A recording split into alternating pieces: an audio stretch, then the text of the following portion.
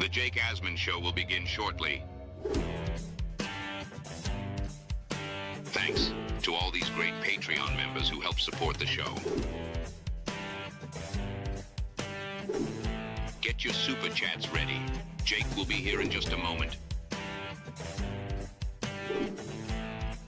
If you love the New York Jets, this is the place to be.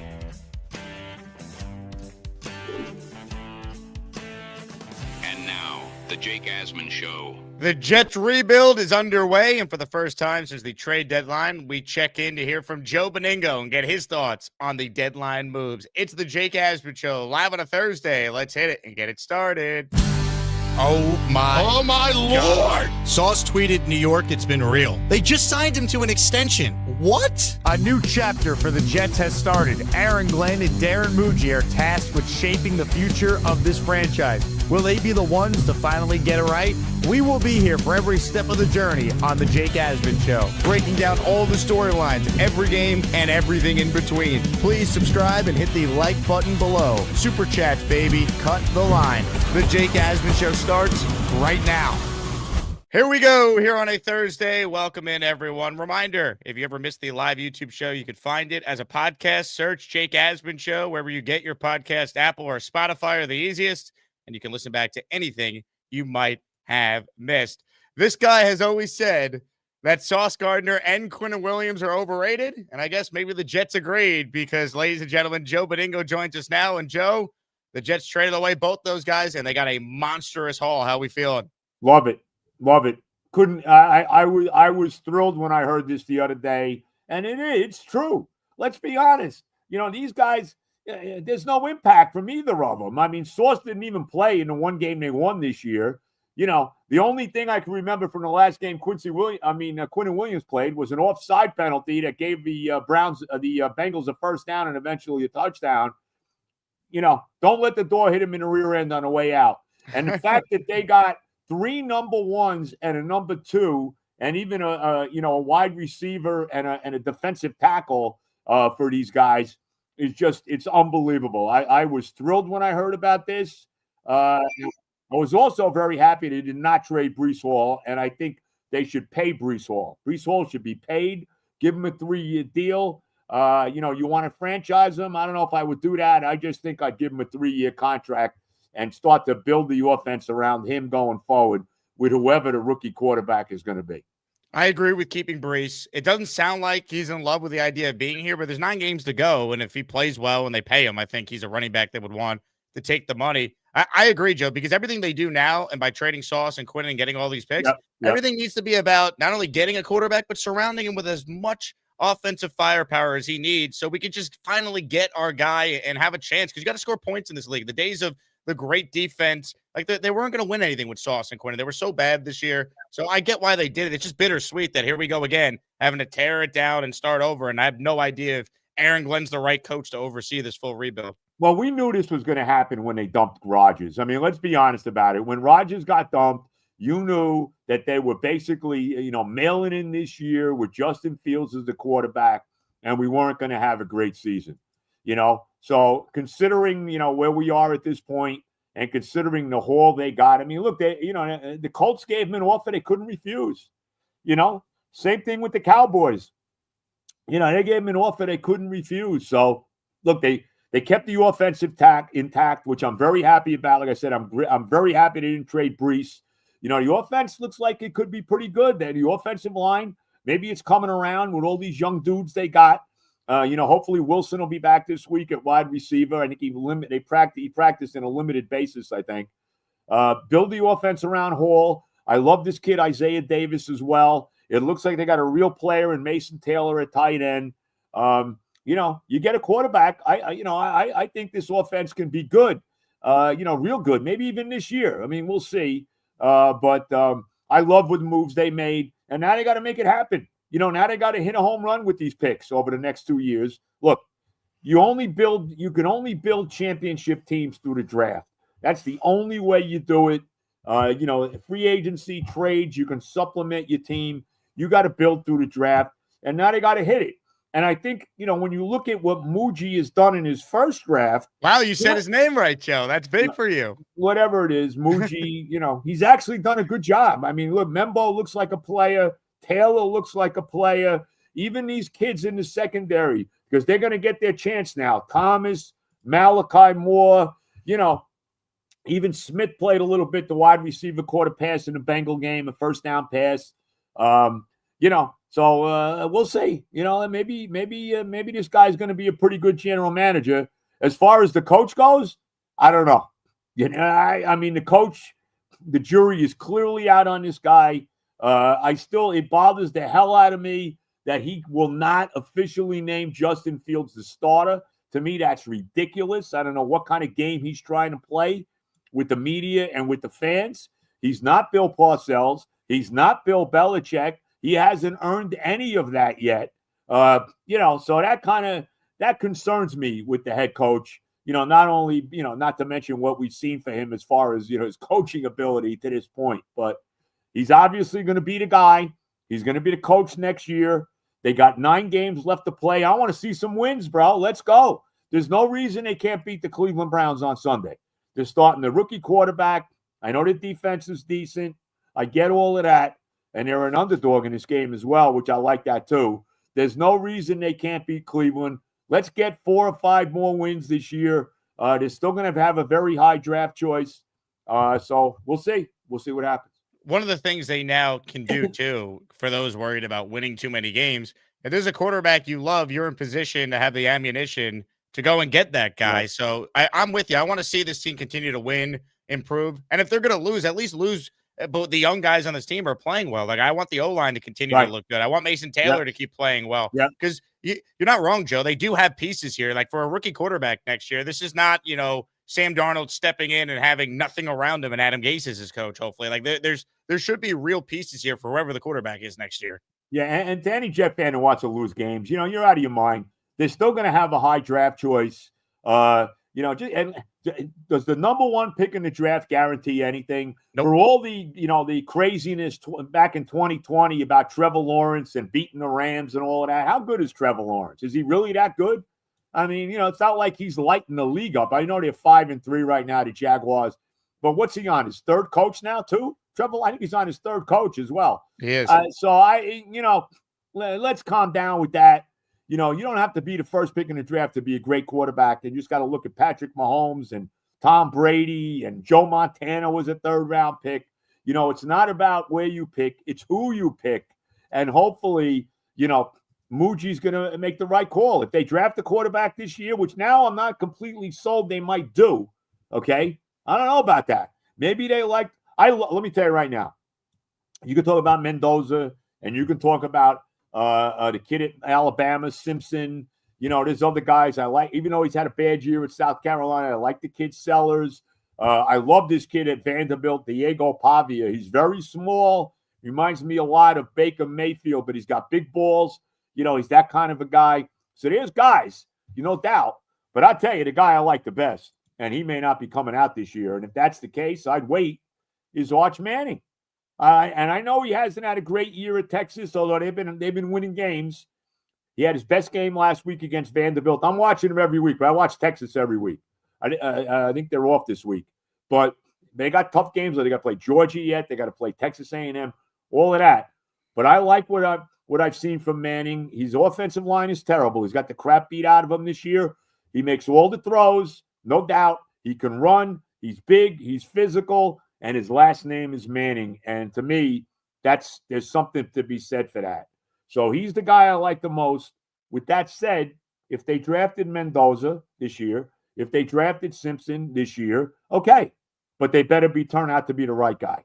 So we'll see what happens going forward. But I now, with the situation, with all the draft picks and having 3 first-rounders in 2 years, if they didn't draft a quarterback this year and felt they needed to go maybe make a couple defensive picks, get another player on offense, whatever they do, they got 2 number 2s as well. I'm okay with that. And I'll live with Fields for another year if I have to. He's got a 2-year deal. I live with that. If you want to figure that, hey, you know what? In 2 years, that quarterback class is better, and I really want to go after Arch Manning. So I just don't know if they could wait that long because if they go out there next year, right, and it looks ugly again, they have another 4-win type of season. Are they I can't guaranteed see to be that. here in 27? No, I can't see that though. I don't see that. Look, there's no reason they should be a 4-win team next year. Like I said, We didn't think even they'd be this bad this year, though. That's the thing. What if well, Glenn is just such a bad coach? I don't know if he's yeah. guaranteed to get his I quarterback mean, in look, 27. you know what though? Look, we start to break down some of these games. They could have easily won the Steeler game. Let's be honest about it. Easily, the defense stunk in that game.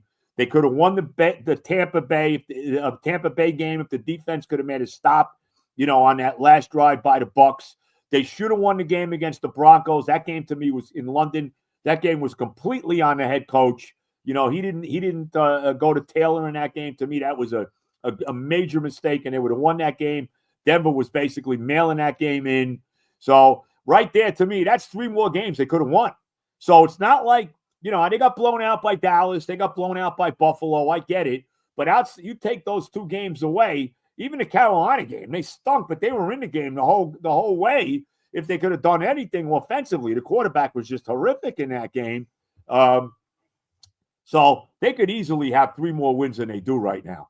So I don't see next year as being, even if they don't draft the quarterback this time, I don't see next year as being as a horrible a year as it's been to, certainly to this point in 2025. It just might be tempting to not take one of these quarterbacks if they like them, because there could be 4 or 5 guys that are projected to go in the first round this year. Oh, there will be, bro. Oh, there will be. But all I'll say is, look, I'm all for taking a quarterback this year. He better be the right guy. If they take Mendoza, if they take Simpson, if they take Sellers, whoever they may take, if they take the quarterback from Oregon, what's his name, Dante Moore, if they take, right, I don't care. But that better be the right guy. That's all I can say. Were you shocked at just what they got back in these deals? Could you ever have imagined them getting 2 1s for Sauce and a first and a second for Quinnen?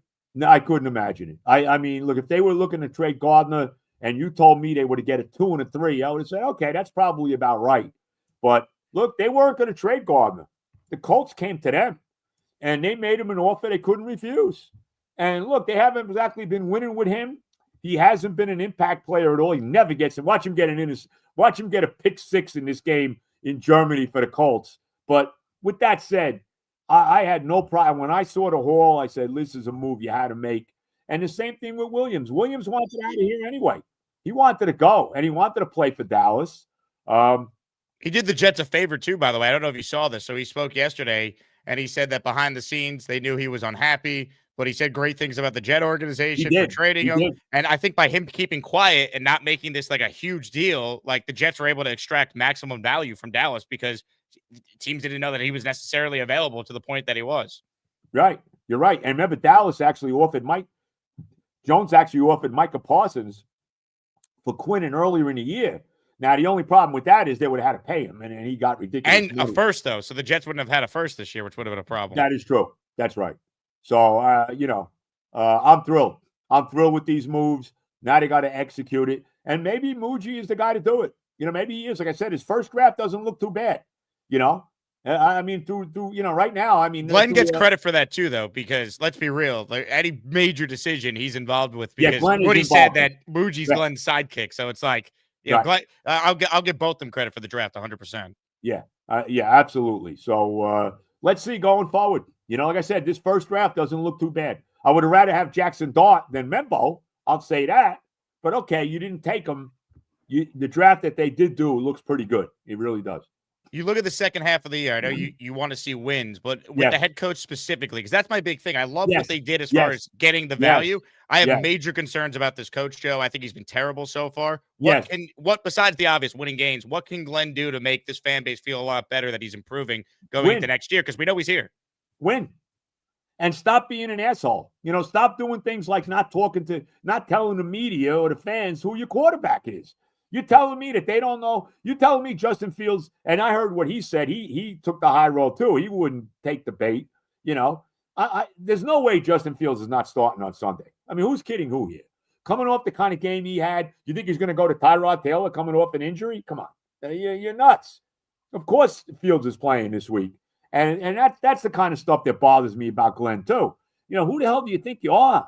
And then he even backtracked we said that I want to have a team that the fans can be proud of at the beginning of the year. Now he's kind of amended that statement too. So he denied saying it. He's like, right. I didn't say when. I'm concerned about Glenn. There's no doubt about it. I'm concerned about him. So these last 9 games, to me, are a big referendum on what kind of coach we have. Go out there and win some damn games. They're still going to have a high. There's no way they're going to run the table here. Okay, if they go 5-4, I'd be thrilled the rest of the way. If they go 5-4 the rest of the way, I would be more than happy. Right now, they're sitting with the 3rd pick, which is kind of skewed because those other 2 teams have played another game than we have. But no reason you can't beat Cleveland. No reason you can't beat Miami. No reason you can't beat New Orleans. The Atlanta Falcons at home. These are games you can win. So go beat the damn Patriots once. I mean, they're on this joyride they're on right now. Why not? So I want to see some wins. They're still going to have, at best, they're going to have 5-6 wins maximum. You're still going to have a very high draft pick. And with all the draft capital they got now, let's win some games. Because I also think there's something to be said for like winning games and these guys like learning how to win. Because the staff is not going anywhere. So I'm with you. I'm not worried about where they're picking because they're still going to be picking in the top 7, right? Yes, like they're not going to run the table. They're not going to go 10-7 or finish with nine wins. No way. I'm right there with you. Comments, questions, super chats. They'll cut the line if you have a question or a comment for Joe B. A little quick cameo from Joe. We had to get him on after the big trades that the Jets made were presented by FanDuel Sportsbook. So, Joe, the line for this game before the trades, the Jets were a favorite of 1.5. Now they are a 2.5-point underdog. And I get it. They traded away Sauce. They traded away Quinnen. But they just won a game without Sauce. Quinnen's not having a Quinnen-like year. I don't think this line should have moved as drastically as it did. I think this should be a pick-up. I don't think the Browns are that much better than the Jets. No, I agree with you. I actually like the Jets getting a 2.5 in this game for what that's worth. And remember, Garrett Wilson didn't play in the Cincinnati game either. And I'm going to tell you this. I want to see more of this kid, Isaiah Williams. I watched the game again last week. It was on NFL Network. I watched it again. And this kid was huge in that game. I want to see him more. He caught like 3 big passes in that game. He had a reverse for a big play. I want to see this kid, get some more playing time with the offense. He showed you something in that Bengal game. And I know the Bengals defense is a horror show. I mean, it scored 80 points the last 2 weeks and lost both games. So that's why I think Sunday could be, it could be one of those, 10-9 type of games. It wouldn't surprise me. What? I got to see it again from Fields. Yeah, that's I fine. agree. Go win. I don't care if they win 10-9. Go win the goddamn game. You know what I mean? I want to see Breece Hall. I want to see, let's run the ball. You got Hall. We got this kid, Isaiah Davis. This kid's a good player. Agreed. He's good. He might be better than Braylon Allen. He might be. So, let me see more of him. Let me see Breece more in the passing game. Well, let's see the guys they added too, right? Like they acquired A.D. Mitchell, who was a 2nd-round pick last year. He's talented. Yeah, John Mechie's a good player. Maybe. We'll find out. Right. Alabama, he's got speed. I know he had cancer. He had some kind of a big physical debilitation. He missed his first season. Yeah, I was still in Houston covering him when that happened. Right. So maybe you never know with these guys. So we'll see. Let's see what you got with those guys. Let me see them play. And they're practicing. The way I understand it, those guys are all practicing. So correct. We should see him on the field on Sunday. Well, the other thing is, too, now that you've traded Sauce, A.Z. Thomas, who I thought played really well in his first start, replacing Sauce against Cincinnati, he's now starting opposite Stevens, who's been a lot better after a bad start. So, those guys need to play well. And this guy Brownlee they traded for has been good in the secondary. Yep. So I got no problem with Sauce going, man. Let me see what these kids can do. Malachi Moore, let's see. Let's see what happens. Is Quinnen to you a Ring of Honor guy for how long he was here? Absolutely not. No way. Nope. Definitely. Just a very, very good Jet, but not good enough to get to that threshold. I mean, what did he do? I mean, you gotta have some kind of success, wins and loss wise, to get into the Ring of Honor. I mean, everybody that's in the Ring of Honor has been on, some pretty good football teams. Yep. I don't see anybody up there that was, his record was 31-60 or whatever the hell it is for Quinnen Williams that's in the Ring of Honor. He is not a Ring of Honor guy.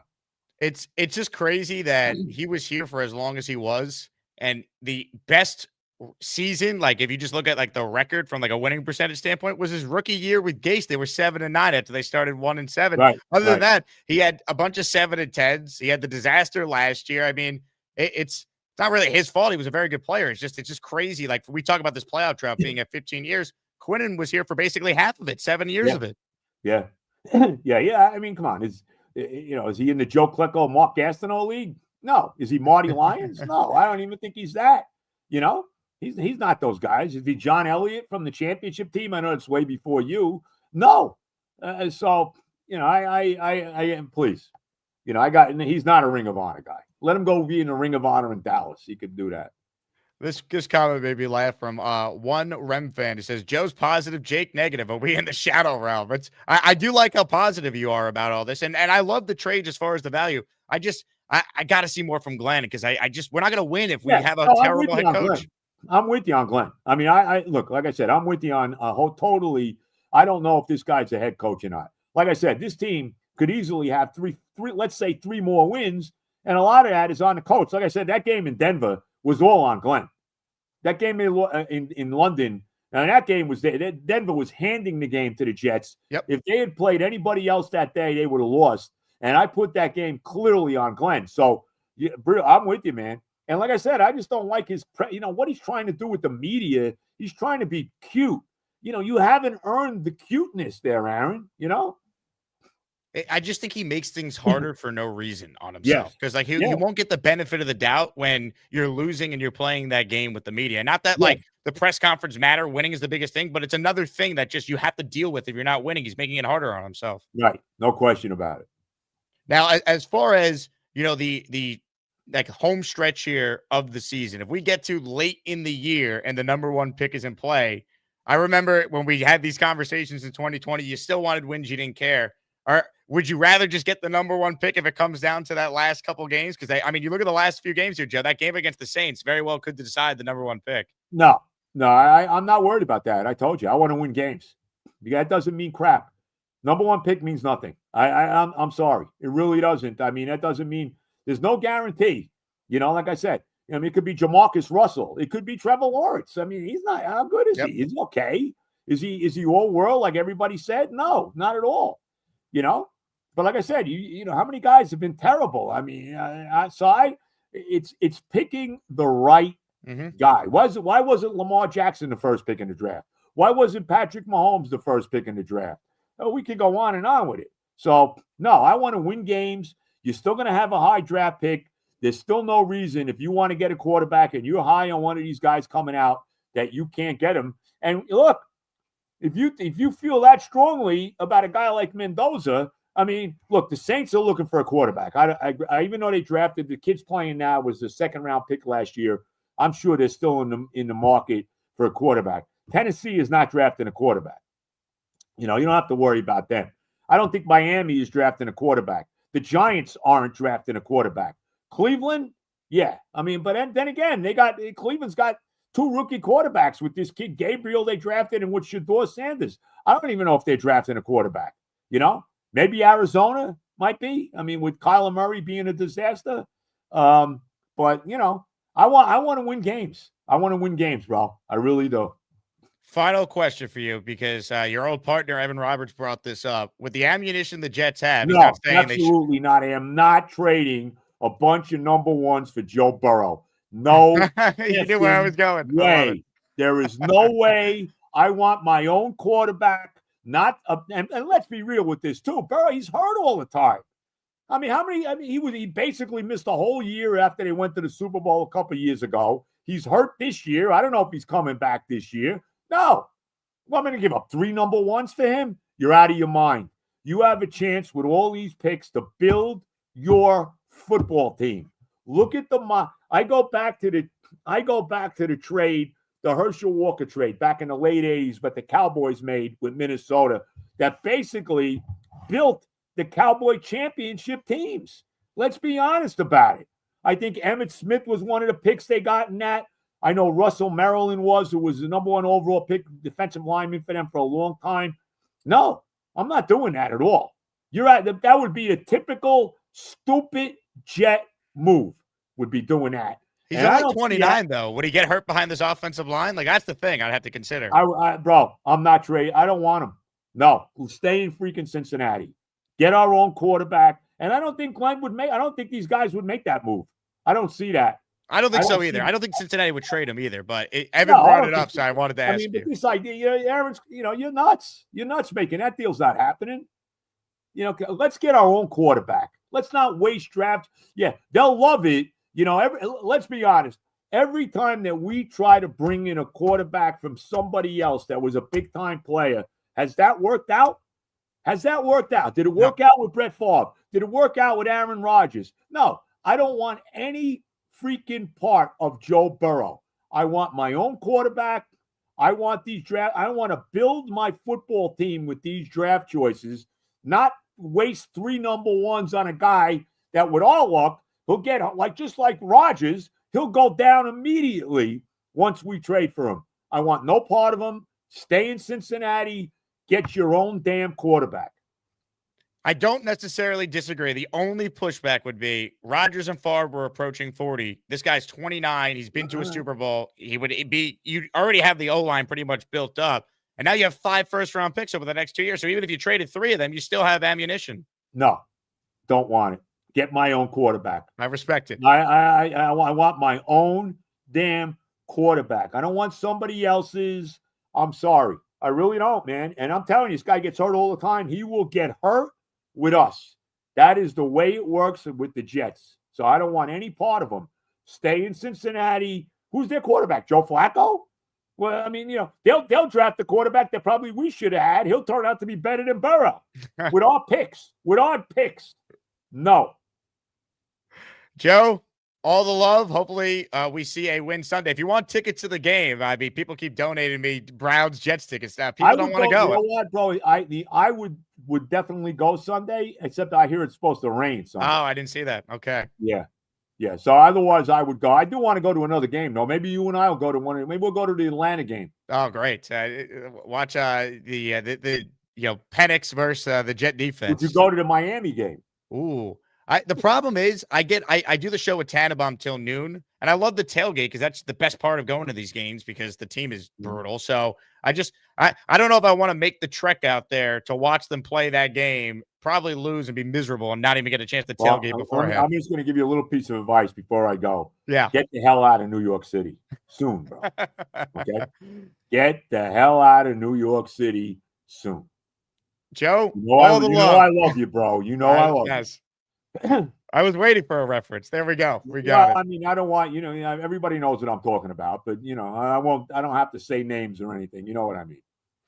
All the love, Joe. All of it, baby. God bless. I'll talk to you, I guess Monday. On Monday, right? Yeah. Can't wait. After the win over Cleveland. That's right. Ladies and gentlemen, great. Joe Benigno with us. A little improv trade deadline reaction special. Appreciate Joe coming on. Reminder, hit the like button. Make sure you guys are subscribed to the channel. We got a raffle today that's pretty sick. We're not going to do a current Jet jersey. How about a legendary Jet? Joe Namath, Joe Klecko, Curtis Martin, Wayne Corbett, Darrell Rivas, Nick Mangold, or how about this? A Keyshawn Johnson jersey. All up for grabs. Make sure you gift the membership to enter. If you don't win, this week's weekly prizes feature a signed Darrell Rivas football and a signed Joe Klecko helmet. With that, let's shout out some memberships, and then we have another special guest that's going to be joining us at his weekly spot. That kid, Dalt, is in the raffle for 1. And how about this from Anthony Logerato, who won a signed Justin Fields jersey yesterday? That's already been sent out. He is in the raffle for 5. Who want to fly with them?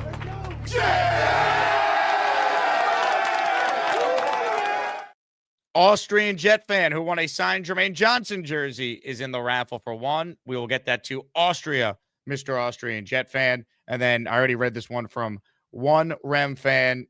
Very funny. And what do we got? Oh, Rick Kent gifting 5 channel memberships. Hey, now let's freaking go.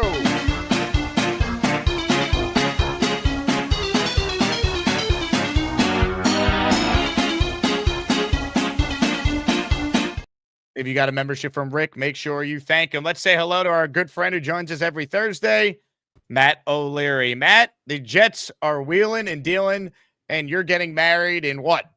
3 weeks? Let's go, baby. Yeah, I was just looking at I have a countdown on my phone. 15 days, baby. Just a little less Less than than 2 3 weeks. weeks. Wow. Well, 16, I guess, closer to 16. But yeah, we're in the home stretch here, Jake. Love it. Absolutely love it. I don't know what crazy Jet storyline will break at your wedding, but I feel like it's almost a lock. Something will happen. Yeah, something will happen. I'm gonna need one of you guys to go live, and you'll have to pull me off the dance floor or away from the bar, and I'll give my 2-minute spit take for you on the live stream. I love it. There's always something. One of the things I didn't get a chance to talk to Benigno about, and then we'll get your thoughts on everything going on with this team, is the Quincy Williams situation. He told the media yesterday that he's been benched. What do you make of that? I don't understand why they didn't just trade him if there's something going on behind the scenes, clearly between Quincy and the coaching staff. Yeah, very, very strange situation. And I think once it became obvious that Quinnen, his brother, was getting traded, I think Quincy also wanted to be out. And I think he's probably just frustrated that, his brother leaves. He's stuck here by himself for the, 9 remaining games where they're probably not going to play all that great. But for the Jets to bench him, I get wanting to hold the players accountable. Like, obviously, that was one of the big things with Aaron Glenn when he was brought in here. But has he not been better than Jamie and Sherwood this year? So you're going to roll with Jamie and Sherwood and the question mark at the second linebacker spot right now? It's just, I don't understand, because while Quincy maybe has not been great, is he not their best linebacker still? Like, even in the game against the Bengals, that opening drive, he made like 2 or 3 plays that held the Cincinnati Bengals to a field goal on that first drive. And his first came back coming off the injury here. So I don't get it, man. If you weren't going to trade him, then you need to play him. And if you're not playing him, he should have been traded and been included in the Quinnen Williams deal, and no one would have batted an eye. Yeah, that would have made a lot of sense. I think that was probably the plan from the beginning, that they were going to take both Quincy and Quinnen Williams, and then clearly I think something fell through from that. But yeah, it's strange. I don't know how long this one lasts, right? Like, Jamie and Sherwood was benched, and then because of injuries, he ended up coming in that game the last time we saw the Jets play against Cincinnati. So it might be a similar situation, but definitely a strange one. And then to hear Quincy's comments as well doesn't sound all that great. Lot to talk about with you, Matt O'Leary. If anyone has a question for Matt, a super chat, let's certainly get to it. I want to get caught up on those, and then we'll talk more in depth about the state of this team following a crazy Jet trade deadline, unlike anything any of us have ever seen. The Imp writes in, should we consider giving Glenn more than 8 games? Well, I got news for you. He's getting the entire season, no matter what happens. Like, he's not going to get fired now. So I just hope we see improvement, because while I love the value of what they got for these players, if Aaron Glenn does not improve, it's not going to matter. We've seen the Jets have talented teams that don't win, and coaching's played a big role in that, in addition to the obvious horrendous quarterback play. We need to see this head coach improve, because at 1-7, we could be honest, it's been a disaster so far through 8 games. Yeah, it hasn't been good enough. That's for damn sure. And he's probably going to get into 2027 too, I would think, right? Like, next year is just so terrible, right? Right. Like, yeah. And obviously there's exceptions to the rule, and things could change in a year from now. That's a long time away in NFL terms. But, with all this draft capital, he is pretty safe for I would say, at least foreseeable future. And it's really all about, number one, him showing signs of improvement. And then, like you said, you got to find the quarterback. You can't win in this league if you don't have the coach and the quarterback.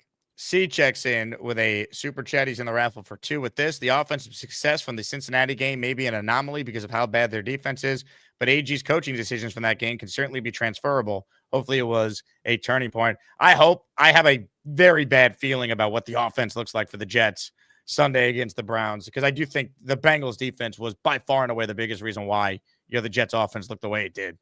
I agree with you. And I agree with this comment on the in-game decisions. I think that was the best he looked in in-game decisions. And you just got to hope that game's not the outlier and that he actually does turn the corner.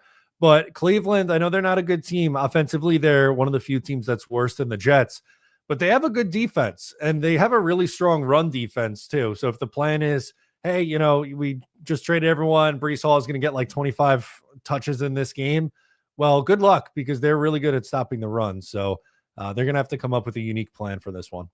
Hold the line says, I guess Joe B doesn't like communism. I will leave it at that. Tom Roseman has sent in a gifted membership here. Hit the Jet chant. Comments, questions, super chats, cut the line. Jack says, I 100% agree with Joe B. These trades were too good to pass up. We weren't winning with these guys. Let's reshape the roster. Look, when you didn't have a ton of draft capital, trading away guys on defense is the way to get premium assets that you now need to use on quarterback and offense. So, like, that to me is the big thing. I agreed with what they got for these players. It's not like they just gave them away. I just think it all comes down to what we were just alluding to, right? Like finding that quarterback and then surrounding that quarterback with what they need to have a chance. Yeah, 100%. You got to put your quarterback in a good position. So whether they are taking one this year or waiting till 2027, which I'm very excited to fight every single day for the next 5 months about, it's you got to put the pieces around him. And whether it's you're taking the quarterback and then you're adding with your other first round pick and your 2 second round picks, or you're waiting and just loading up the rest of the roster, you have to make sure that the wide receiver room is good. You got to, continue to build out the offensive line. They have 3 pieces that we know are going to be here next year, but there's questions on the interior on who's going to come back and expiring contracts. And, we don't know what's going to happen with Breece Hall. He's on an expiring deal. He wasn't traded, but there's no guarantee that he's back next year too. So, it's all about finding the quarterback and putting the pieces around him so that he could be successful. Breece Hall, are you, 1, surprised he was in doubt? And 2, what's his future? Could you still see him being on the Jets in 2026? I mean, I would like him to be. I was definitely surprised that he wasn't traded, as with the was it Kurt DMs that were leaking on the internet, which is just fantastic. But the thing is, if you're gonna keep him, I think you have to now extend him, right? Like just to ride it out the last 9 games to let him walk. And with the amount of free agency and money they have to spend and the holes that they have on the roster, I don't think they're going to factor into the comp pick formula as much as you might think. So you're probably not going to get anything all that valuable in comp pick formula for Breece Hall. So I give him 2 for 24, 3 for 30, somewhere in that range for Breece Hall on an extension, I think makes sense. Comments, questions, super chats, cut the line. I agree. I want Breece here because once again, everything the Jets do should be overloading on offense. Like you could fix defense with good coaching and addressing your needs here or there in free agency. Like there's and sometimes there's just a high variance year to year what your defense is. Some of it could be turnover luck.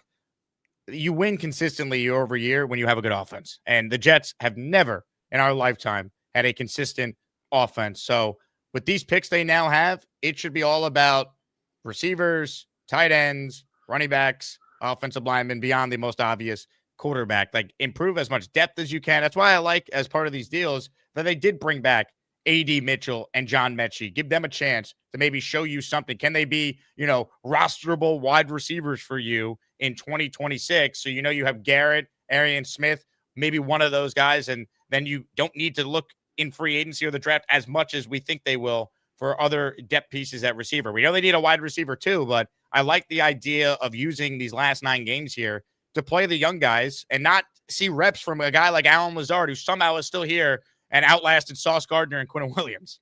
It's just absurd when you put it that way. It's true, but it's just absolutely crazy to think about. Yeah, there's no reason for any reps to go to Alan Lazard or even Josh Reynolds when he comes back off of IR.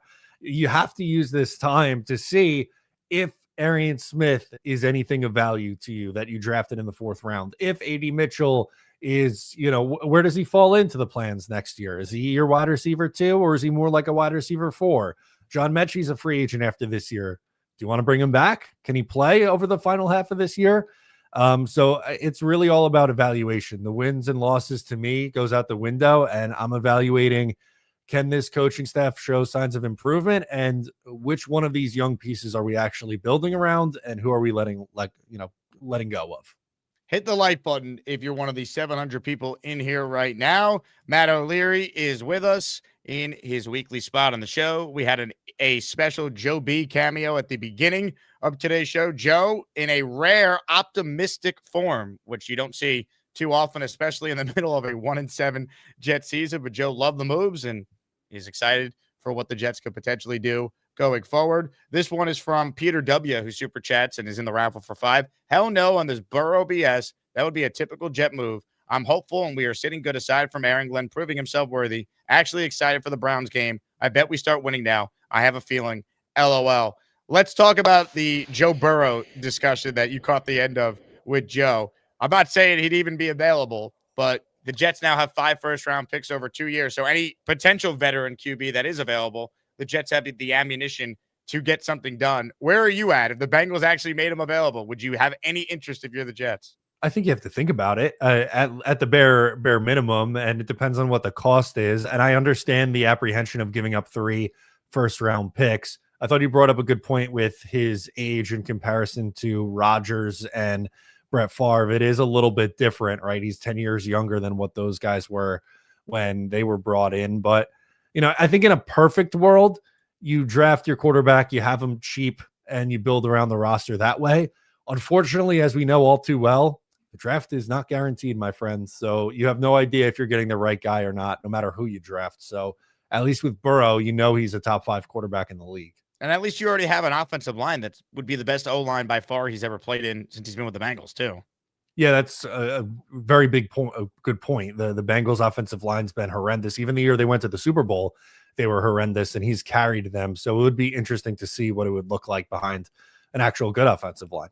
Rob writes in, the defense may stink, but could we not argue that the offense is significantly improved with Mitchell and Mechie? Go quarterback, receiver, interior O-line with the first 4 picks. I completely agree with that approach as far as the draft strategy. As far as the receivers they've added, yeah, I think they've improved, but there's a reason why these guys are available, right? Like the Jets wide receiver room is so bad that these guys are upgrades almost by default, if that makes sense. Yeah, significantly improved, I think, is a stretch. A.D. Mitchell and John Mechie haven't really shown anything in the NFL so far. It's all potential. They were drafted relatively high for good reason. They had a lot of talent coming out of school, but there's a bunch of factors that go into this. Of the two, I think A.D. Mitchell probably has the best chance of being something over John Mechie. But again, you're using these final 9 games to see what you have in both of those guys. I just don't think I'm as optimistic as Rob is. Comments, questions, super chats, cut the line. Jets Turbo writes in, can you imagine if AZ Thomas gets a pick Sunday? Wouldn't that be awesome? The first game, replacing Sauce as the clear starter going forward. AZ Thomas picks off Dylan Gabriel and helps the Jets win. Yeah, the game-sealing interception, and the fan base would just go absolutely nuts. I'm here for it, man. That'd be a really cool story. I like AZ Thomas, and I want him to be good because it makes your life significantly easier if you can go into next year with him as a starter with Jarvis Brownlee and Brandon Stevens. I think it's part of the reason they viewed Sauce as expendable. Obviously, the biggest thing is they got the Godfather offer, but I'm sure they like what they've seen from AZ Thomas as the 3rd-round pick. They like Stevens. He was really good the last couple of weeks. He's been not a huge liability like he was at the beginning of the year. So hopefully that remains the case. And obviously, you can make a case the best move that Glenn and Muji have made since they've been here is acquiring Brownlee from Tennessee for next to nothing. Titans fans every day are just irate over that. And their GM, we spoke yesterday, had like one of the dumbest quotes I've ever seen on why they had to trade Jarvis Brownlee. Mike Borgonzi essentially said, oh, we don't have the culture to be able to coach people up like him. And I have no idea what that means. But what a steal that has been because Brownlee looks like a real player. Yeah, he's been good with the Jets, and kind of I like the approach that Darren Muji and Aaron Glenn are taking in these trades that they've made, where they are either flipping their late round picks for veterans, like Harrison Phillips, for example, or on the other side of the coin, where you're getting these young players that are either buried on the depth chart, like A.D. Mitchell and Juwan Briggs. Juwan Briggs' revenge game, by the way, this week is loading, which I'm excited for that. And or A.D. Mitchell or John Mechie, where you're just trying to see what they have going forward for you. So I don't mind the approach. Yeah, I mean, I think that when it comes down to what they're doing, obviously too good of a deal to pass up in regards to Sauce. Getting what they did for Quinnen, that to me, I'm still blown away that they got a 1st and a 2nd for him. I just didn't think that was possible. Yeah, I mean, Jerry Jones is going to Jerry Jones, I guess. And I absolutely love Quinnen Williams. I think he's going to be missed. Same thing with Sauce Gardner. I think he's going to be missed too. But especially for Quinnen, I mean, how can you pass up that offer? I wanted a 1st plus for him, and you get a 2nd-round pick and a 1st-round pick in 2027, which is supposed to be this awesome draft. And it's the higher of the two picks between Dallas's or Green Bay in 2027. So I don't think there's a guarantee that Dallas is going to be this juggernaut team next year. They haven't been great this season. And, it's if you're able to land the spot, even if it's in the middle of the first round, you'll have your own pick. You'll have a first round pick, and then you'll have wherever Indianapolis ends up. And let's not pretend that Daniel Jones can't turn into a pumpkin at some point. We are rooting against Danny Dimes this year and all of next year now, baby. I'm in. I'm here for the hate watch. And also, the other thing with the Quinnen deal, too, the fact that they get the higher of either the better of either Dallas or Green Bay's first next year as part of that, that's unbelievable, man. Because, God forbid there's an injury to Dak, who's been injury prone, or Jordan Love. And all of a sudden, their season goes up in flames. And instead of that pick being in the 20s, it's in the early teens, right? Like, you just never know. And the other thing is, we've seen this, the Jamal Adams trade. We all thought, well, it's probably going to be 2 picks in the 20s somewhere because Seattle's in the playoffs every year. But that was the year Russell Wilson's decline began. He got hurt. And that's why that Jamal Adams pick ended up being the 10th overall selection. And that got the Jets Garrett Wilson. So, you just never know how these deals pan out. It's why I think it's so risky for any team to trade away, that many first-round picks. But, I mean, if you're going to do it and it's for a non-quarterback, you have to make that deal if you're the Jets. So I totally get why they did it. Yeah, well, I get it. And they clearly, I don't think they, based on the reports and just logic, they weren't shopping Sauce Gardner. But when the Colts came to the Jets and they kept upping their offer and it got to the point where it did, whereas the 2 first-rounders and A.D. Mitchell, who was a second-round receiver a year ago, it got to a point where I don't think they could have, turned it down. So good on them. You brought up something that I know we're going to be all arguing about from now until the draft. I'm dreading this. I despise the idea of waiting till 2027 to get the quarterback. Everyone last year said this is going to be a much better quarterback class in 2026. And just because some of the guys you thought a year ago were going to be great, like Carson Beck and Arch Manning and Garrett Nussmeier and Lenore Sellers, and they haven't had the years that you thought, it does not mean that this year's class all of a sudden is not good. Like the wait till next year, people. I'm not waiting till next year. I'm sorry, Jet fans, in 2017, we couldn't draft a quarterback then because we had Hackenberg and Petty on our team. And, the quarterback class in 2018 is so much better. So we passed on drafting Patrick Mahomes, for example, right?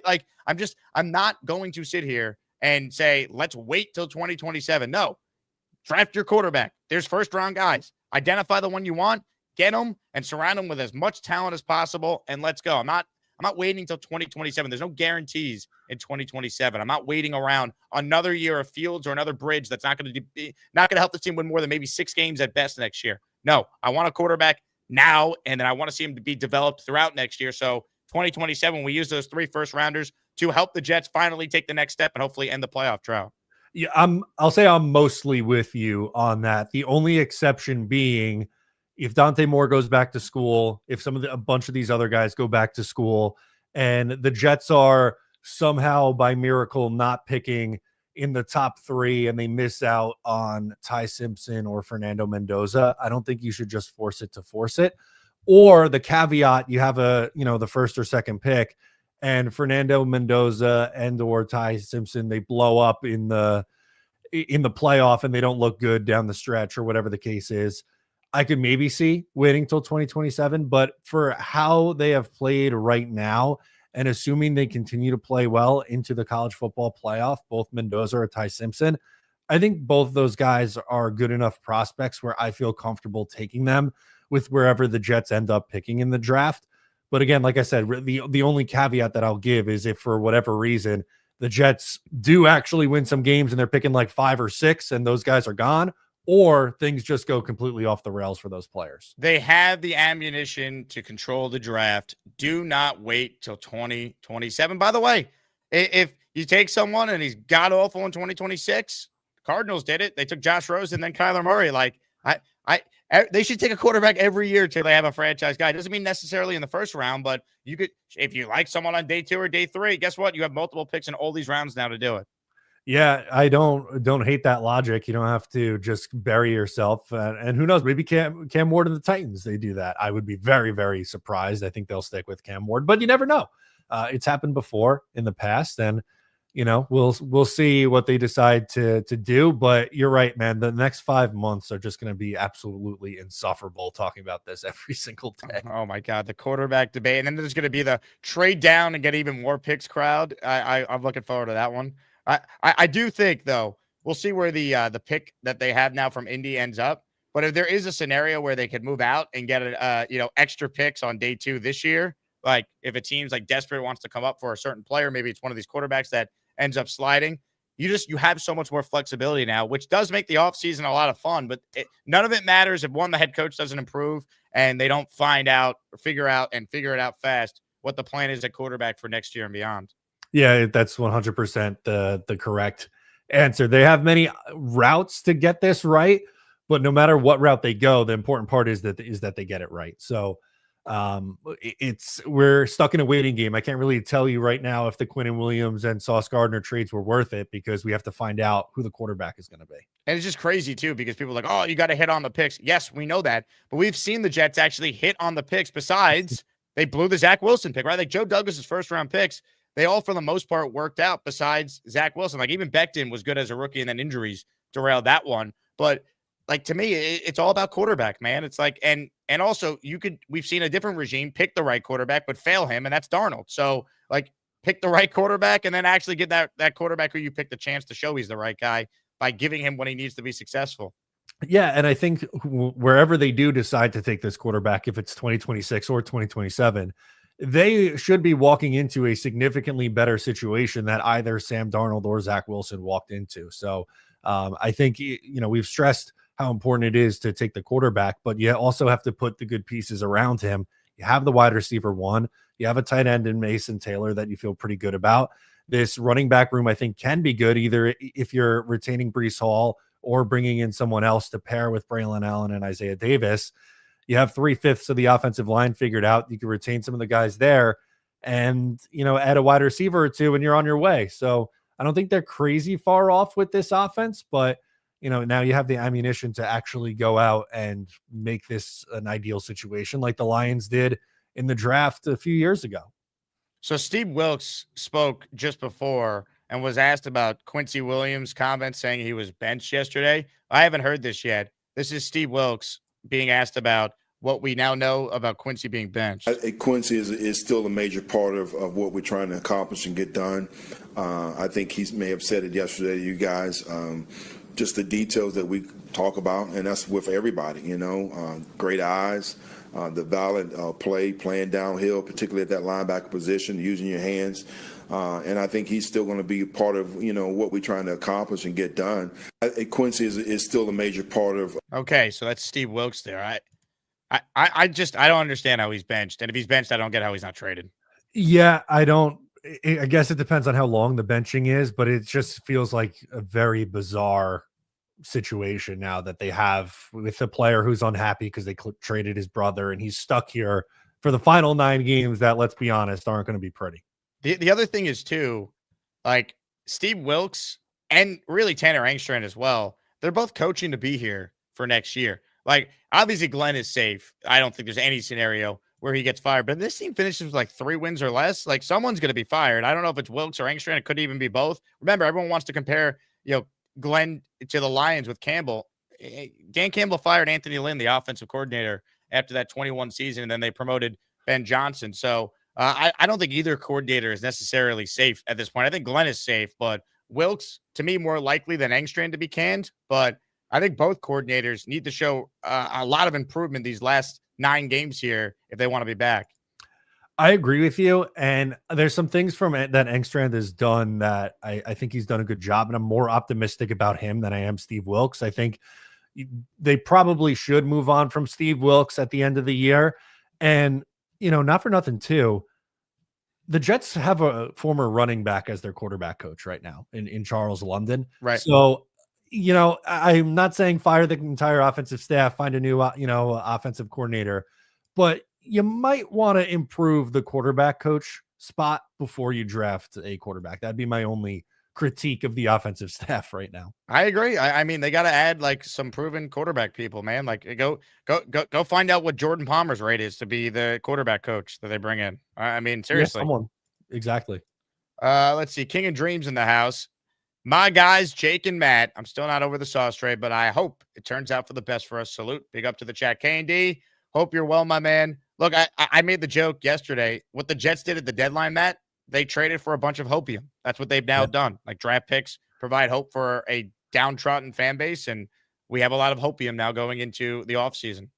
And I don't blame any fan who's, upset about losing players like Quentin Williams or Sauce Gardner. Like, I think we could understand that they're trying to position themselves to, rebuild this thing and find the quarterback and really turn this roster over.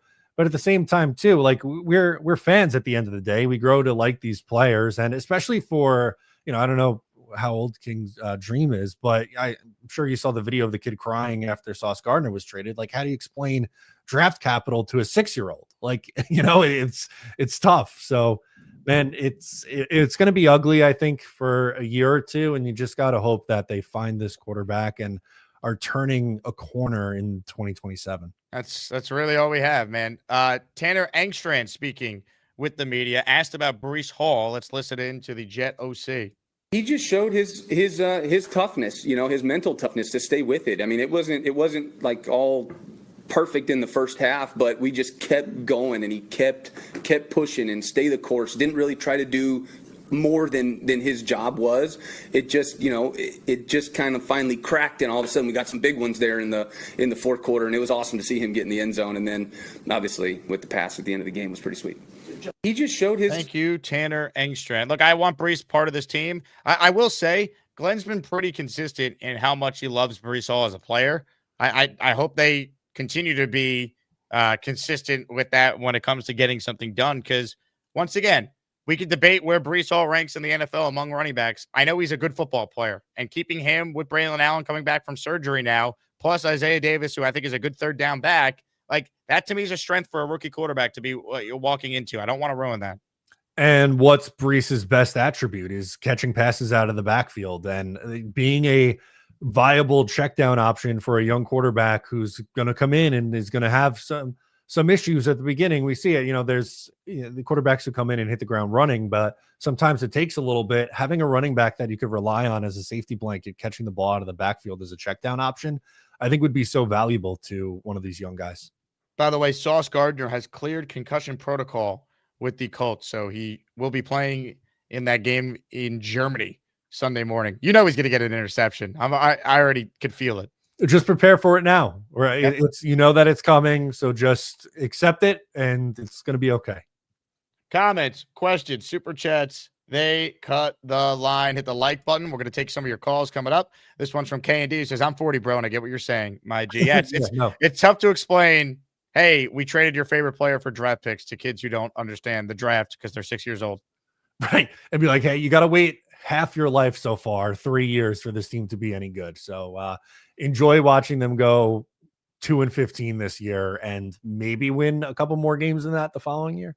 Wouldn't that be something? The Rooster in the raffle for 2. Breece, play great these last 9. Earned the extension. One good game for Cincy means nothing. Hoping he forces the Jets to extend him rather than give him up for a 4th rounder. We lose him. So be it. Well, I mean, we don't need to act like that's the only good game Breece has had, though. Like I think it was 6th in the NFL in rushing, going into the Jets bye week. I don't know if that's changed with teams, playing maybe more games than the Jets have overall. He's had a good year. Has he found the end zone a lot? No. But let's also look at some of the game scripts in these games. Most of the Jets' offensive production has been in garbage time because they've been getting killed, making these final scores look closer than they actually are. I think Breece is a good player. I want to keep him. I think if you can get something done on a 2-year deal where he's making around $11-12 million, I think it makes sense to keep him. You have a incredible amount of salary cap space the next few years now.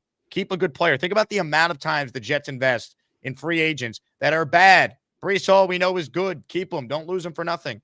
Yeah, he's averaging 5 yards a carry, which is an improvement over where he's been the last couple of years. He's pacing out for over 1,200 rushing yards, which I think we'd all sign up for 1,200 rushing yards from Breece.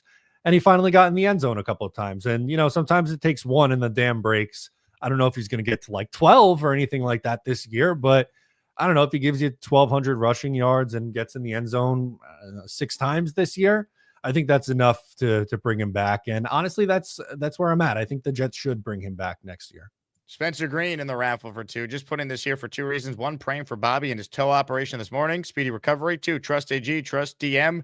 We got to be all right. Spencer Green is the biggest Aaron Glenn truther to ever live. So I hope you're right, Spencer. I think we all want Glenn to be the guy and improve, but we're also not going to sit here and put lipstick on a pig. It's been brutal through 8 games. And I haven't even asked you. And by the way, best wishes to Bobby for sure with the toe procedure he's dealing with. We talked about that with him on the show the other day.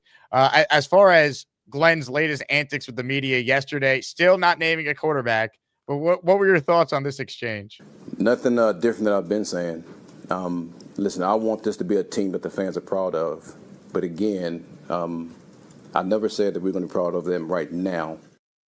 He did, in fact, say when asked what he would define as a successful 2025 season, he said a team that Jet fans are proud of. So we're backpedaling like Glenn is still, playing corner out there on Sundays for the Jets. Your thoughts on that?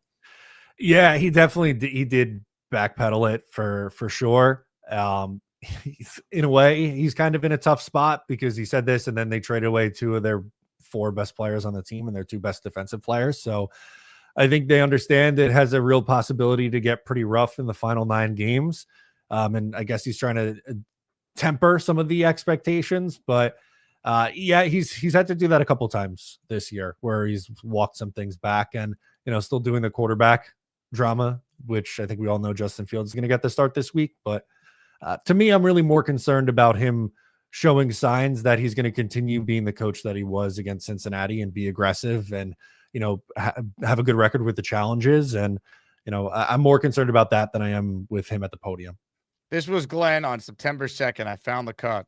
Nothing different than I've been saying. Oh, hold on. This is not the cut. Wrong cut. I uploaded the wrong cut. Where is this?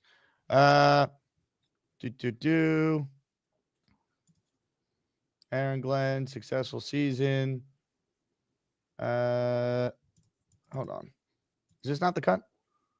Oh, okay, great. Found it. All right, stand by, people. Beautiful. This is the magic of trying to produce on the fly here. This was Aaron Glenn. Hold on. What did I list the cut as? AG on successful season. Stand by, people. I found it, but now I can't pull it up. AG on successful season. It's September. Hold on. I can't find it. Someone shoot me in the face. Hold on. This is brutal. It's hard being the on-air host and the producer at the same time. Glenn cut. All right. I got it right here. Stand by. Also, I see that Ryan gifted membership, so we will get to that shortly. Why can't I find this, Glenn? 1, 2. It is. God, hold on. I can't get to it. I got to upload it separately. Your StreamYard's giving me a hard time. So, go figure. StreamYard issues. Yes, brutal. Hold on. Let me play this to buy me some time.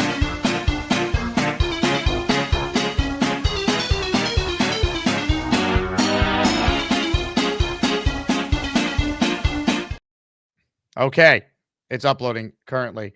Comments, question, super chats. They cut the line. Let me shout out Ryan here, who did get 5 channel memberships. Hit the Lowski for him.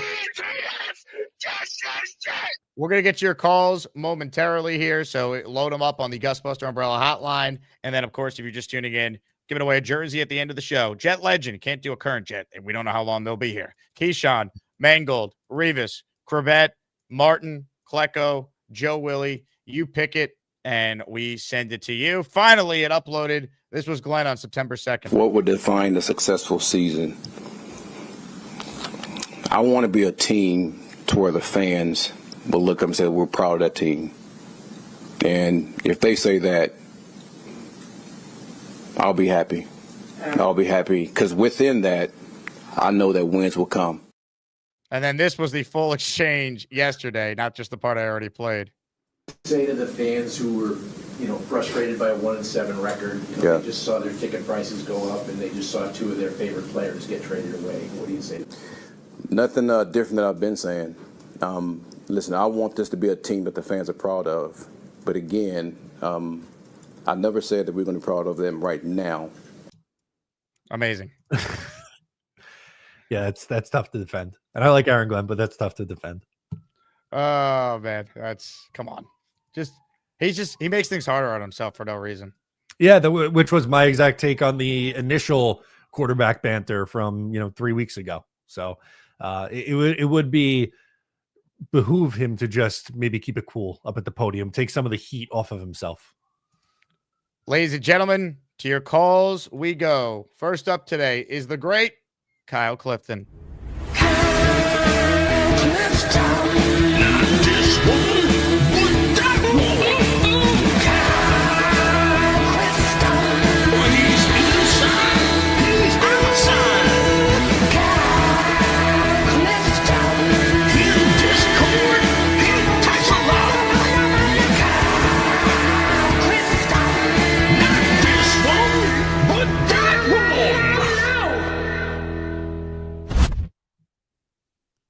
I think that I want to see if I can get a recurring spot or like segment where I do Joe Benigno rebuttals.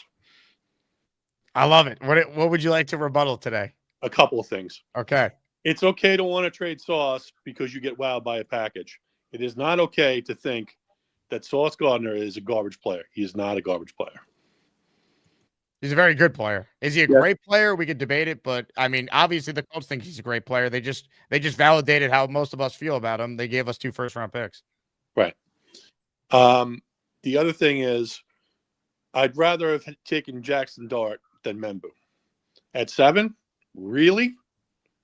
What has Jackson Dart done so far that to say that you would want to take him over Armand Membu based on what Membu has done so far?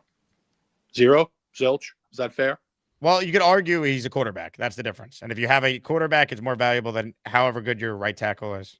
1,000%. But if you're taking a quarterback in the top 10, he's got to be a guy that is going to get you to the playoffs perennially, right? He's going to put you in the playoff mix every year. We don't know if Jackson Dart is that, right? We think he's got some promise.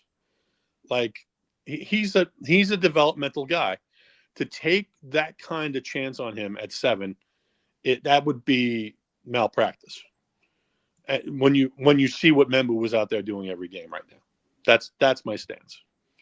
I'm a guy that wanted to trade back and take one of the tight ends, get more draft capital, and that probably wasn't the right move. Membu's probably the right move, but it just drives me a little bit crazy to say, after whatever it is, how many games has Dart played now? 4 or 5? Yeah, I think 5. Like, give me a break. He looks good though. I will say, I understand. If we could do it over, I think we would take Dart over Membu. But I don't think Membu is necessarily a bad pick. I think that the revisionist history with Dart, I think, is crazy because there was a thought that he wouldn't be ready to play in his first year because he had no snaps under center in college. So I was a big, hey, if you're going to take him, trade back into the first round, which is exactly what the Giants did. Take him in the second round if he's there. I didn't want him at 7, so I have no problem with what they did taking Membu. Right. That's it. I was worked up there for a second. I'm better now. Okay, you look good. Thanks. I appreciate that. Ladies and gentlemen, Kyle Clifton. Have a snack, Kyle. Let's go to eat a damn snack. Let's take a chill pill. We'll be okay.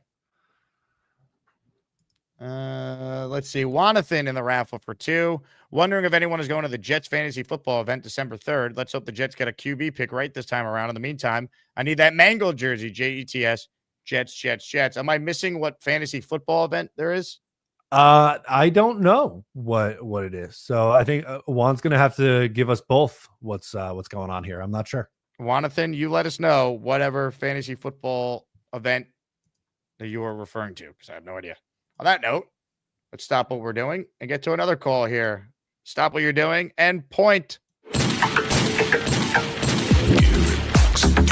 pointing. Garrett Box, I'm pointing at you. Garrett Box, he pointed at you. Garrett Box, I'm pointing. I'm pointing. I'm pointing. I'm pointing. Garrett Box, point at you. I point. What up, y'all? What up? Hello, Gary. Matt, Jake, how are y'all? I hadn't really been able to talk. I haven't called in since the trades went down. I haven't really got to talk to you about the trades. I didn't want to trade Sauce either, and I'm kind of conflicted with it, right? I got a friend that always says you root for the name on the front of the jersey, not the name on the back of the jersey. The name on the front of the jersey never changes. The name on the back of the jerseys continually change. I get it. And I don't know if I'm just emotionally attached because we like Sauce. Sauce is really good. And we don't usually draft good players. We usually draft Calvin Pryor and Kyle Wilson, right? So when we actually have a good homegrown player, we get attached to him. And I was like, all right. Like if your house is worth $500,000 and someone comes and offers you $550,000, that's good value. But what if you don't want to sell your house? Then you're still not going to take it, right? Like that's kind of my feeling about this trade. Like I like Sauce, and I didn't want to trade him, but we did get excellent value for him. And then I live on this cul-de-sac. The guy that lives like diagonal of me is from Indiana. He's a huge Colts fan. He's jumping for joy. Like he thinks they're going to win the Super Bowl now. That's a hell of a player we traded.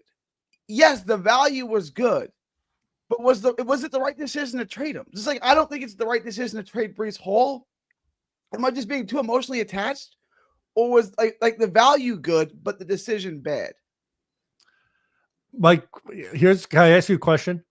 Do you believe the Colts are going to win the Super Bowl this year or next year?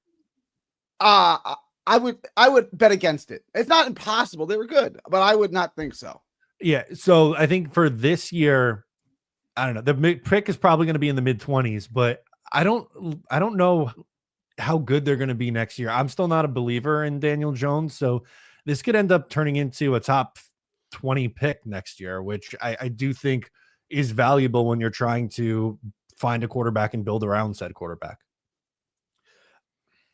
So that's I want to get to that in a second. The other question I had about the trade was Adonai Mitchell. You watched him at Texas. Are you thrilled that we have him?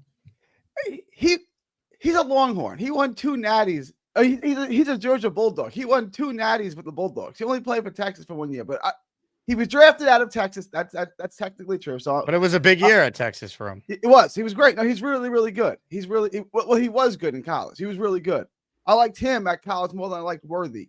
They were the same draft class, but where is he just a throw-in, or is he going to be a part of this offense in a real way? I mean, the Jets receiving room isn't good, so I mean, you could plug him in and play him, but is he going to be a part of the wide? Is he going to be a part of the game plan? Or is he just going to be a throw-in, like he was just a part of the trade? Well, I think given the lack of talent the Jets have in that room, he's going to get every opportunity to play if he's one of their better players, which I'd imagine he would be. Adonai translates to God in Hebrew, so we got God on our side. That's true. a good thing. The Jets need God. We've been searching for it. In a real way. I wanted to comment on something Matt said. Matt talking about building the offense. We got Mason Taylor. We have Breece Hall if we keep him. But the problem we're not a 1-7 roster, right? Like the sum isn't as great as the parts. Like the parts are greater than the sum on this team. Like we could argue prior to the trades, how good or how bad the roster was. It's not the worst roster in the NFL, not even close. So it's not the talent why we're losing. It's organizational, it's coaching, right? So even if you plug in some better players and we draft decently, the organization and the coaching still sucks. So you really haven't fixed the problem. I understand what you're saying. Like we're building something here, but without the coach and the organizational support, you're not going to be good. Like there's a reason why the Steelers and the Ravens and certain teams are always good, and the Jets and the Browns are always bad. It's organizational. The coaching definitely matters a ton in this, and I need to see more from Aaron Glenn in the second half. I just think that the wide receiver room outside of Garrett, they have nothing in right now. Bad. So that definitely needs to be improved before they get a rookie quarterback in here. There were 2 other things. Well, the rookie quarterback. We have a bunch of picks, high picks, first 2 rounds. And I'll take your take on this. And Jake said you said this last year too, and it never changes. I thought the quarterback class this year was going to be extraordinary. Everyone says every year that next year's class is the best class. It never works out that way. I'm so sick of it. I'll finish the question. Jake knows where I'm going with this. I thought this draft class was going to be great. I like Aller, I like Nico, I like all these guys. Then you watch them this year and they all suck. So I don't really like Sellers, Nussmeier. Well, Sellers probably isn't going. He's Klubnik. probably going back. I still like Sellers. I would take Sellers. But as like, let's say Sellers goes back and you have all those quarterbacks next year. Sayan, Sellers, you have all those guys. How about the idea of building up everything else this year? And then next year, you have the picks. If you need to trade up to get 1 or 2 or whatever you need to trade up to, you have that possibility when the quarterback class projects to be better. And I know what Jake's going to say. You said that last year, Gary. I did. I said the exact same thing last year. You say it every year. I can't do it again. I don't want to spend like, let's say we have 1 or 2. I don't want to spend 1 or 2 in Mendoza. I don't think he's bad, but I don't think he warrants being the first overall pick. Does that really matter though? Like, he doesn't warrant it. Like, okay, so they pick Zach Wilson second overall? You know what I mean? Like, Jamarcus Russell could go high, Ryan Leaf could go high. Like, if you tell me Mendoza is good, but he's never great, that's still worth it for a franchise that hasn't had a legit quarterback since Pennington, and Chad couldn't stay healthy, unfortunately. Let me ask you this question though, right? Trevor Lawrence, the number 1 pick in the draft. Everyone was did he warrant being the first? Like, if you had to do it over again? No, but that's what I'm saying. Him before everybody? But that's what I'm saying about Mendoza. He's not bad. No, but Lawrence was hyped to be generational. He hasn't been. Same with Caleb. So it's like, oh, you obviously take them. And my point on that is, the people that we hype as can't miss or unbelievable, that's not how it works. If you believe a quarterback could be very good, then you're not, we can maybe get someone even better next year. You have no idea how any of it will play out a year from now. Glenn and Muji, while I think they're going to be able to get 2027 because of these trades now, it's not a lock. If they win 3 games in 2026, are they definitely here for 2027? I don't know. Say they win 3 games this year or 2, and then they win 3 or 4 next year. If they have 5 or 6 wins over 2 years, are they definitely getting a year 3? I don't know. Woody's very reactionary. When the building is empty for the second straight year, are they definitely getting 2027? They need to pick a quarterback now. That's what they're going to do. Would you be okay waiting and taking Drew Aller on like the 3rd round or something like that? Or does it have to be a first? Like, I just don't think any of these quarterbacks are like, I don't think they suck. I just don't think any of them have like big upside. Like, first round quarterback, and then if they wanted to double up and take another quarterback on day 3, fine. Like Washington did that. RG3 and Kirk Cousins. I like Mendoza and Simpson enough to take them where the Jets are ending up. But if there's a world where they win 4 or 5 games and they're not picking a spot to take any of those 2 guys, I think that changes the conversation. But I like those 2 guys enough to take them. And Simpson has a year of eligibility left. You're thinking he definitely goes in the draft? I think with how he's played, I think he will. Yeah. Okay. I would probably lean more towards Simpson than Mendoza, honestly. I just think Mendoza is just like so mid. Like, I remember when Mac Jones was being drafted, people really liked him. Like, and Boomer's eyes, he goes, this kid is special. I'm like, he's the least special quarterback. I don't think he sucks, like, but he's just there's nothing that jumps off the page about him, and that's how I feel about Mendoza. Like, I don't think he sucks. I don't think he's going to be Zach Wilson. Like, I don't even like he'll be better than Caleb. Like, but he's going to be like, you're going to wake up one day and be like, okay, I have the 16th best quarterback in football. Okay, but what if we surround him with great talent? Okay. We don't have a choice, Gary. What are the other options? Wait till 2027 where maybe it's a better class. Maybe we're in position to get one of them. I mean, you could have all the picks in the world. If there's only ends up being 2 great quarterbacks in the 27 class and the Jets are winning games where they're outside of being able to get them, yeah, you could try and trade up like the Giants did for Drake May. And guess what? New England said no because they wanted Drake May because they believed in him. So you could have all the picks in the world. The team needs a quarterback, also loves the guy that you want. They don't care how many picks you offer them. They might say, no, we're taking our guy. All right. Again, if we end up with Mendoza, I don't think it's the end of the world. We'll probably ruin him. I don't think Cam Ward sucks at all. I think he's actually pretty decent. But Cam Ward's an example of that's why you need to have players around the quarterback you're taking. And I think, the Jets, if they end up with the number 1 pick, which I don't think they will, I think they'll be in the top 3 or 4. Like, the roster is not as bad as what the record is. Like, it's not. I'm telling you. That's right. Glenn's just horrible so far. And they've lost a lot of games that they should not have lost. And Fields has just been putrid. Like, if they just had competent quarterback play in a couple of these games, they might have a winner. If Glenn goes to Tyrod Taylor at halftime in the London game. So, take advantage of how bad you are with a roster that's actually not as bad as what the record is and get a quarterback who has a good offensive line, a number 1 receiver, a nice tight end, a solid running back room. Like, there's pieces here to build with for any young quarterback. That's why I'd say you have to fire Glenn before the draft. Because they won't, though. Once you take that's the thing. They're not going to fire him now. We're screwed with him. Hope he gets better because he's not going anywhere. Yeah. Or get this right. Guys, get this right. Like, if you get this right and you draft a stud at quarterback, you're good. But, like, my fear is they're going to keep Glenn. They're going to draft a middling quarterback. Then they're going to have to fire Glenn. And now you're going to have to bring in a coach who may or may not like the quarterback that you have, which could detract from the job, right? That's what the Bears had to do. Yeah. Right. That's what the Titans are now going to have to do. Just fire him now and let the new coach and the new administration pick the quarterback. But yeah, I mean, look, if it was up to me and they had the number 1 pick, which I don't think they will, I would fire Aaron Glenn in 2 seconds if they finish with the worst record in football. I mean, history tells you all you need to know about how this will end up if this team is bad enough to be the worst team in football. Because think about it, even if your roster is not great, if you're the worst team in the NFL, that means you're not a good coach. Find me a team that actually finished with the worst record in the NFL, and then that coach ended up being good. Right? They're like, it doesn't happen. It doesn't. Not in modern times. Don't give me Jimmy Johnson 35, 40 years ago. Right. If you're a good coach, the talent in the NFL, it's not like the NBA or MLB where there's like, the haves and the have-nots. Every team in the NFL has some talent, like even the Saints. If your coach is that good, you'll win some games. You won't go 2-15, right? You'll win 4 or 5 games. You won't have the worst record in football. So if you have the worst record in football, like, that is indicative that your coach sucks. But guess what? They're not going to fire him, even if they do finish with the worst record in football. That's the issue. That's what these trades now guaranteed. Because you're not letting Glenn and Muji make these deals if they're worried about potentially being fired if they finish 1-16. And I think we could. I was waiting for him to be fired during the season. I think we could all agree Glenn's going to be back at least next year, maybe longer. I agree. I think he's definitely getting 2026. All right, y'all. Matt, you got your wedding coming up too, right? 2 weeks, a little over 2 weeks. Oh, real quick, what happened to Bobby's foot? Good luck on that, man. Best of luck. Congratulations on that. What happened with Bobby's foot? He needs some sort of toe procedure, he said. All right. Is it major? Like, is he gonna? I don't know. All right. I saw Bobby's appearance, we'll say, on your show yesterday. Well, you saw something. It was something. It was something.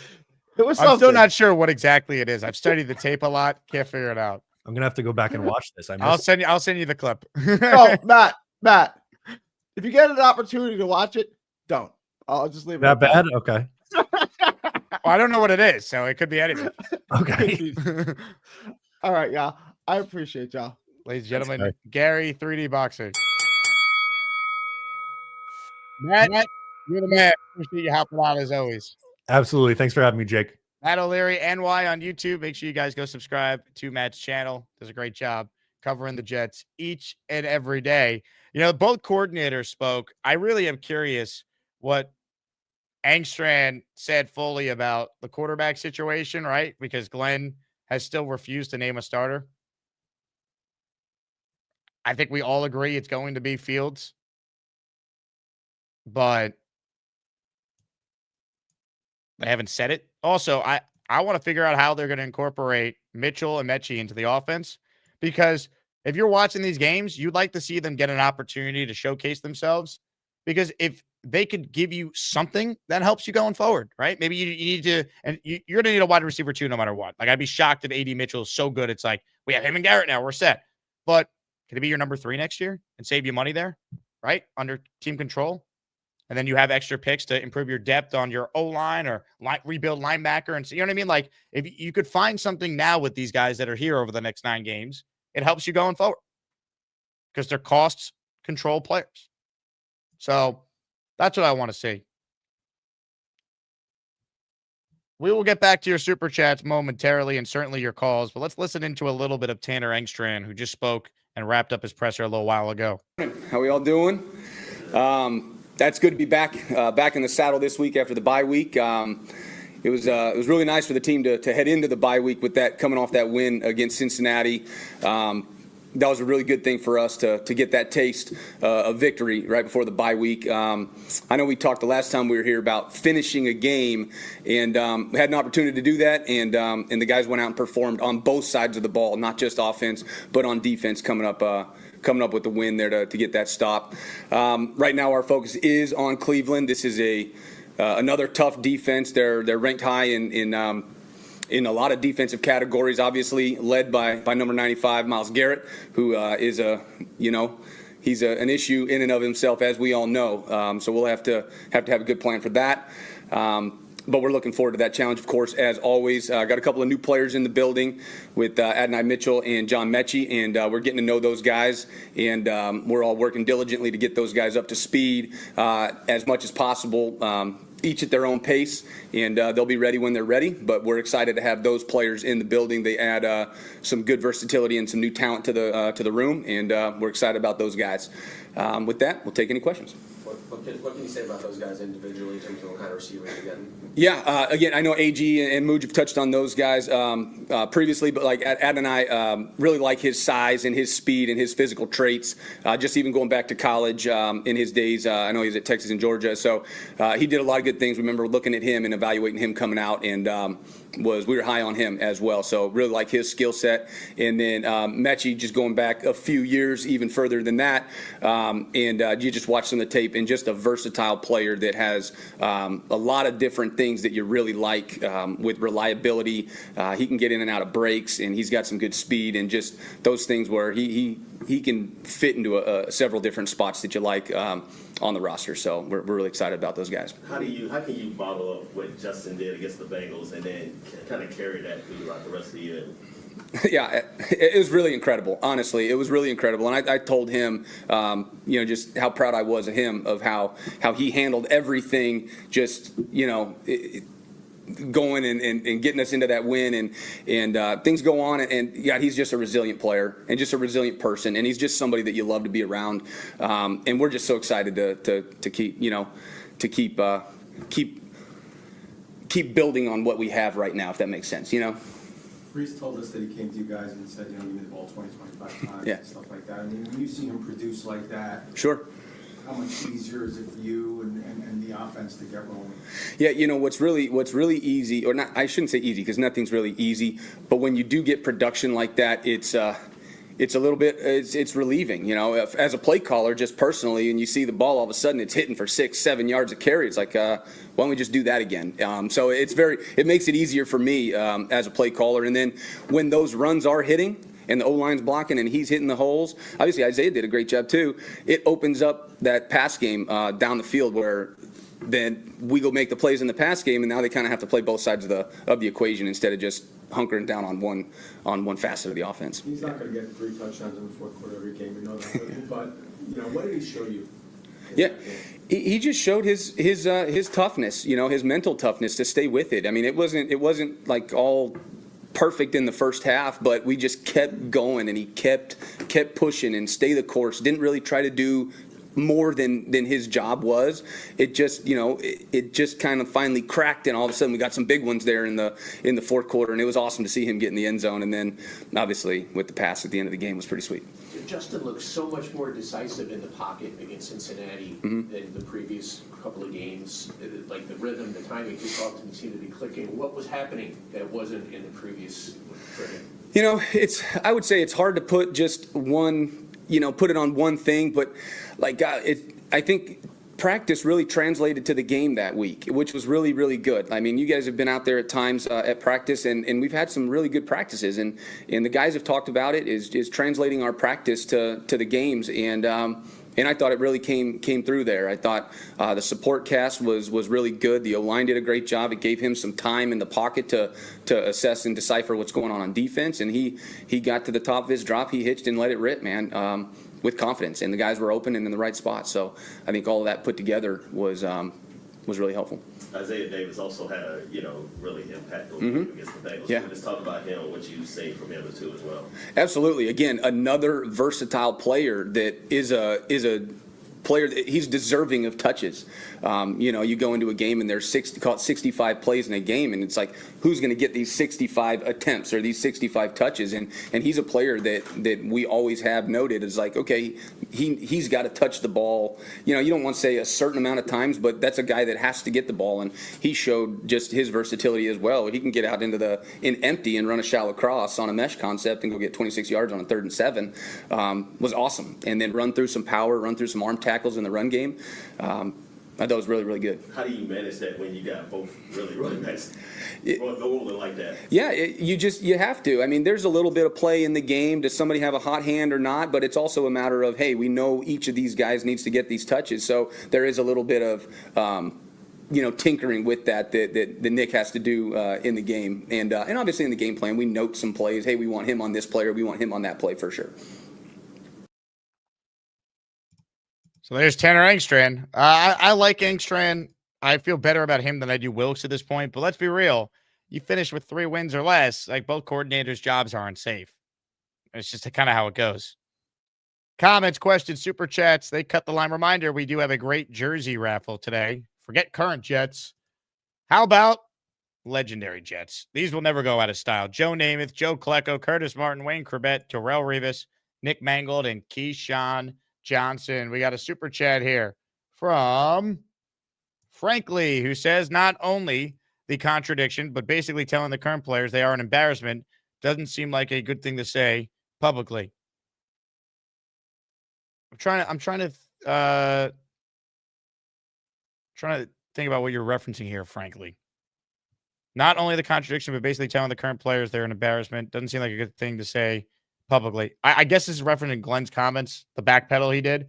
I don't think what he said means he's saying that the players are embarrassing, but he could just point to the record and to his players and say, obviously, Jet fans aren't proud of it. We're 1-7. So that's the spin zone of the players. So that's what you're referring to. I don't think that's a big deal. Hollywood Rio in the raffle for 2. Well, you're in the raffle. He says, need that Keyshawn jersey. Put me in. You're in for 2, not for 1. $10 super chat to get you 2. Agree with Joe. As much as I would love Burrow, we need our very own QB. To me, it depends on what it would cost, right? Joe Burrow is so good. I get it. He's been hurt a lot. He's also been to a Super Bowl and has had unbelievable seasons in this league. If he went to the Jets where they have a good O-line, you're not at least considering it. Let's say it's 3 first-round picks. You have 3 of them in 2027. If you traded all 3 of your ones in 2027, or maybe it's 2 of them and then 1 the following year, like, think about the resources you still would have. That's what I'm saying. And look, do I think Cincinnati's even going to make him available? I don't. But maybe he's so frustrated there, and they're like, we're scoring points with Flacco. Like, we got to fix our defense. This gives us a chance to do it. Like, I don't know. Maybe he's unhappy and forces the trade, or maybe they're dumb enough to move. I don't know. But you at least consider it. Do I think the Jets are going to get Joe Burrow? No. But, none of us thought Sauce Gardner was going to get traded 2 days ago. Like, crazy things happen in the NFL, and at least the Jets now have the ammunition to be a part of any of these type of discussions. The one guy I wouldn't acquire is Kyler Murray. It wouldn't cost you a bunch of ones. So the appeal would be, hey, you get to now surround your team with a bunch of weapons for Kyler, who is talented, has been to the playoffs before. He's always hurt, though. You think Burrow's always hurt? Fine. But at least Burrow, when he plays, is a top 3 quarterback in the sport, you can argue. Kyler Murray is what? Top 15? I don't know. I wouldn't do it. And Dak, I think, is good, not great. He's paid like he's great. I wouldn't do that either. Lee Van. Gary, does Viril beat Boots? Gary, please answer Lee Van's boxing question. Kyle Clifton in the raffle for 5. Also, Joe B's take on Burrow. Shake my head. We don't know if Cincy would trade, but if I'm Burrow, I would force a trade. Jets are attracted with a real QB, especially if they keep Brees. O-line, Garrett Wilson, Taylor are in place. You do that. I don't disagree, Kyle. I guess it would depend on the cost. How many first rounders is too much? To me, I would do it. I don't think the Jets are going to do it or the Bengals, but it's an interesting conversation. But that you could have the conversation because you have the resources to actually do it now. And people saying, oh, it's just like Rodgers and fun. It's not, though. Joe Burrow's 29 years old.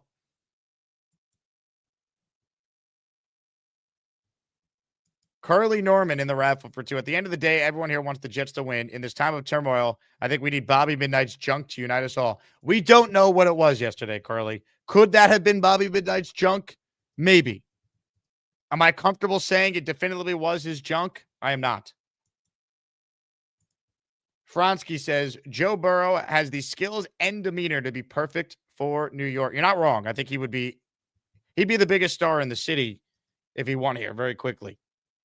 Like, he's got that personality.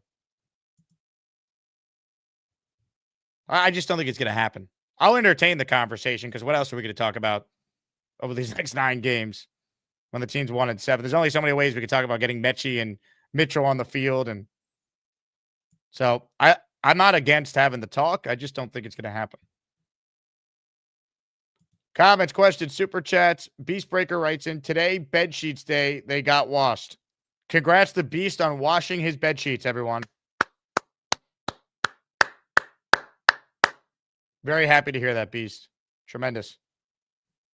All right, we're taking raffle entries. If you want in on the jersey raffle, if you don't win, you got a chance to win a Klecko signed helmet and a Darrell Rivas signed football this week on the program.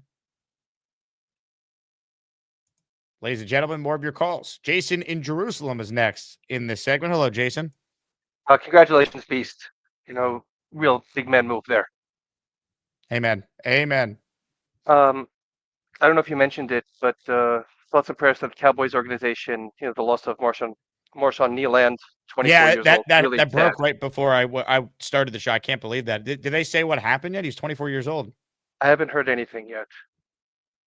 But he was either way, found dead. tragedy. Suicide. It looks like. Oh, it's terrible. Thoughts and no, prayers to his family. That's terrible.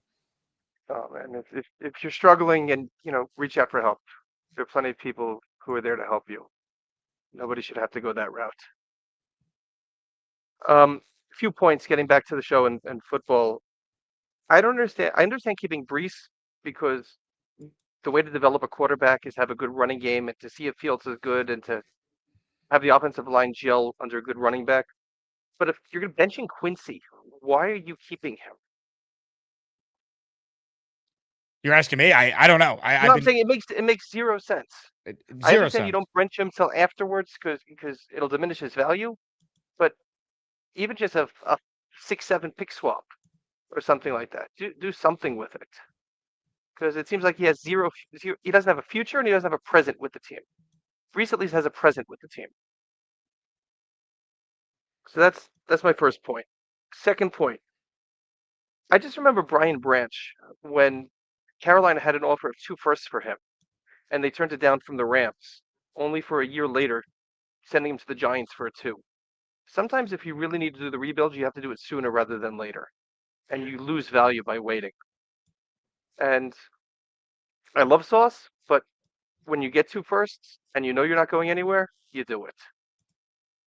So I don't hate it I for have that. no issue trading him, Jason. I'm more concerned just how we got to this point, because this team being 1-7, they shouldn't be. And now they made the right move given what they got offered. I agree. But my concerns with this head coach are still there. I don't care how many draft picks we have. If our coach stinks, we're not going to win. Which brings me to my third point. I don't think Glenn gets a pass. Muji gets a pass. But if Glenn's in-game decision-making is as horrible as it's been until now, I mean, granted, he was much better in the Cincy game, but the end of the half in Denver, the end of the half against Carolina, he should not get a second year. Absolutely not. You could say that we're not going to judge you based upon wins and losses because you don't have the talent, but the in-game decisions that the coaching staff makes has nothing to do with the talent. And that should not absolve him from just pure stupidity and incompetence. Especially in his repeated time mistakes, management. right? Yeah. Like he's not learning. That's the problem. He's got 9 games to show improvement, man. But honestly, I think what's so sad is I think they could lose all 9 of these games in the second half, and I think he's coming back. I don't think he's going anywhere. I don't have a problem with it if I see competent coaching. If I see that his in-game management is better, then okay, then you could blame the talent or lack thereof. If they're competitive, I mean, they showed fight in the Cincy game. Yeah, they won it, but even if they lost it, it at least showed that the team had a pulse, had heart. They did. They were down 10-0, 17-3. I gave Glenn a lot of credit, especially after what he said, making his life and the team's life and Fields' life way harder than it should have been. But it's one game, man. Like every team has that one outlier game, right? So now let's see if they could build on it. They should be if Glenn wants to prove himself. I get it. It's the Browns, but you know what? You haven't won a home game all year. The Browns are averaging only 15 points per game. Beat them. You just won a game without Sauce. I don't care if you traded him and Quinnen. Like you're at home. Win. You've had 2 weeks to prepare for this team. Go win the game. Run the ball and win the game. I mean, I really wanted to hear Engsham say, what was the difference to answer Samini's question, what was the difference for Justin Fields this week? So I don't know. He was facing the 31st ranked defense, and they didn't have their star edge rusher. I mean, yeah. So let's see what happens against Cleveland and their front 4 and Myles Garrett. I think Well, I mean, I think the biggest difference was, I mean, he had the most time to throw in the NFL. It was like 3.65 seconds on average of drop back time he had. Yeah. All right. Last thing, I did not have Gary giving a Hebrew lesson on my bingo card for today's show. I thought you were going to bring the Adonai Mitchell take. Nah, not my thing. But yeah. All right, Jake, keep it up and loving the shows. Appreciate it, Jason. Thanks for tuning in Israel. Hope you're doing well. Comments, questions, super chats, they cut the line. Adonai Mitchell. Look, I'm excited about Mitchell. I liked him when he was coming out in the draft. We talked about him as a possibility for the Jets. Jets ended up taking Malachi Corley, but Mitchell was someone that we all discussed. The great Malachi Corley, who's on the Cleveland Browns. Did we get a Corley revenge game Sunday? I'll tell you what. Maybe we don't get a Corley revenge game, but we're getting a Jawan Briggs revenge game, baby. He's coming for those Browns. Dylan Gabriel, he's going to sack him, and he's going to run over to the sideline, and he's going to suplex Kevin Stefanski, Beastbreaker style. Super chat from @Chris, who says, if they do wait till 2027, please know there's no way you could bring Fields back as the bridge, right? He's a good guy, but you need to get someone that could help properly evaluate your offensive weapons. If they punt on quarterback until 27, I'm with you. I'll be livid. You cannot bring Fields back. No, can't. I don't care if he's under contract. Trade him. You got to get a different bridge. Sign Jacoby Brissett. Sign Gardner Minshew. Sign Mac Jones. Sign someone that could run your offense. A rhythm and timing quarterback for Engstrand, assuming he's here. Because Fields, you don't get a great evaluation of your roster because he doesn't play quarterback conventionally. And when we say punt on quarterback, if you punt on quarterback in the first round of 26, you better take someone still in the second or third round if you don't think the value matches up with a first round pick. You need to take someone so we have someone that we could play when inevitably the Jets get off to a 2-7 start and we're making the change in the second half of the year to see the rookie play like what the Saints did, right? The Jets could do what the Saints did if they really punt on quarterback in 26. I'll be furious, but there's at least logic in that, right? They didn't love the quarterbacks, but they took Shuck in the second round. They gave Rattler a chance. Now they're like, okay, we know he ain't it. Shuck's probably not our guy either, but we need to find out before we draft another quarterback this year, which they're going to do. So, like, I don't know who that is for the Jets. Maybe it's Drew Allard in the third round. But, like, that's the version of quarterback they need to at least take. So you could play that guy. So the season's not completely meaningless next year. If we're just all, diddling our thumbs waiting for 2027, which I hate the idea of doing that. Hate it. Adam is too cool is on the line. He's next. Hit it. Adam is cool, although kind of basic. He claims he's too cool, though often quite basic. He makes great jet points, looks a little basic. Adam is cool, too cool, but basic. Some would say generic. Hey, Jake. Hello, Adam. All right, some basic takes today. I think this is going to be the most important Jets game of the season for the players and the coaches, because I just keep thinking about the culture, right? The whole focus was on getting a winning culture. First half was not a winning culture. It was probably a disgruntled culture, considering what was going on with Quinn and maybe with a couple others. But I thought it was very interesting, the timing of benching Quincy. Did you talk about that earlier today? Have we talked about that? Oh, I talked about it yesterday too when we first got it. I mean, the fact that they're benching him, they should have traded him. They should have. I don't care what they could have got. He's not going to be here next year. His brother's already been traded. They should have traded Quincy Williams at the deadline. Well, that's the interesting thing, right? Why didn't they bench him while Quinn was there? Were they that worried about upsetting Quinnen? Like, it's crazy to think that might have been the consideration because of the timing. So I think that's kind of odd. But I think the reason why it's so important is that, like, can this Jets team win without Sauce and without Quinnen? We saw them win without Sauce and Garrett, if I'm not mistaken, against the Bengals. So I think these next 9 games are really the culture builders. The first 8 was sort of figuring out how to how to sort of refine the talent pool a little bit.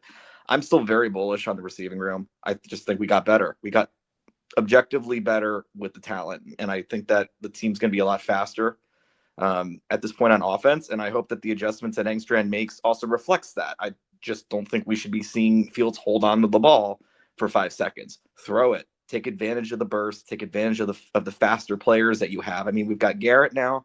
We have Mechie. We have AD. And we also have Arian Smith, right? Aren't all 4 of those fast? So that's a good thing. I'm glad that we didn't trade Brees. I don't think we would have ever gotten a package that was worth it. And I think that he could be very much a part of the offense for years to come. I hope that we can extend him out. So if they do extend him, I will say this: if they don't extend him, then it was a bad job by Glenn and Muji not taking the 4th that was reportedly on the table. If that's all you could get, do I want to trade Brees for a 4th? No, but if that's all I could get, and I know I'm not keeping him, then they should have made that deal. Once you determined you were trading Quinnen and Sauce, you have to take the 4th for Brees if it's there. If you're not going to keep him, now I hope they keep him.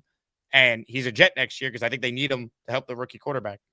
Yeah. I think the other thing that's kind of interesting is some of the, with Michael Carter, for example, some of these other players that we cut, like there are things to consider with comp picks that would be interesting, although that's not something that's going to be fun for 26, but yet another fun reason to look forward to 27. Can't believe we're waiting 2 years to say that. I just think we got to take a QB next year. 100%. If we're we got to picking take a QB high, in the first round, in the top 5 where we're picking. Take the quarterback you like and let's go. Build around him.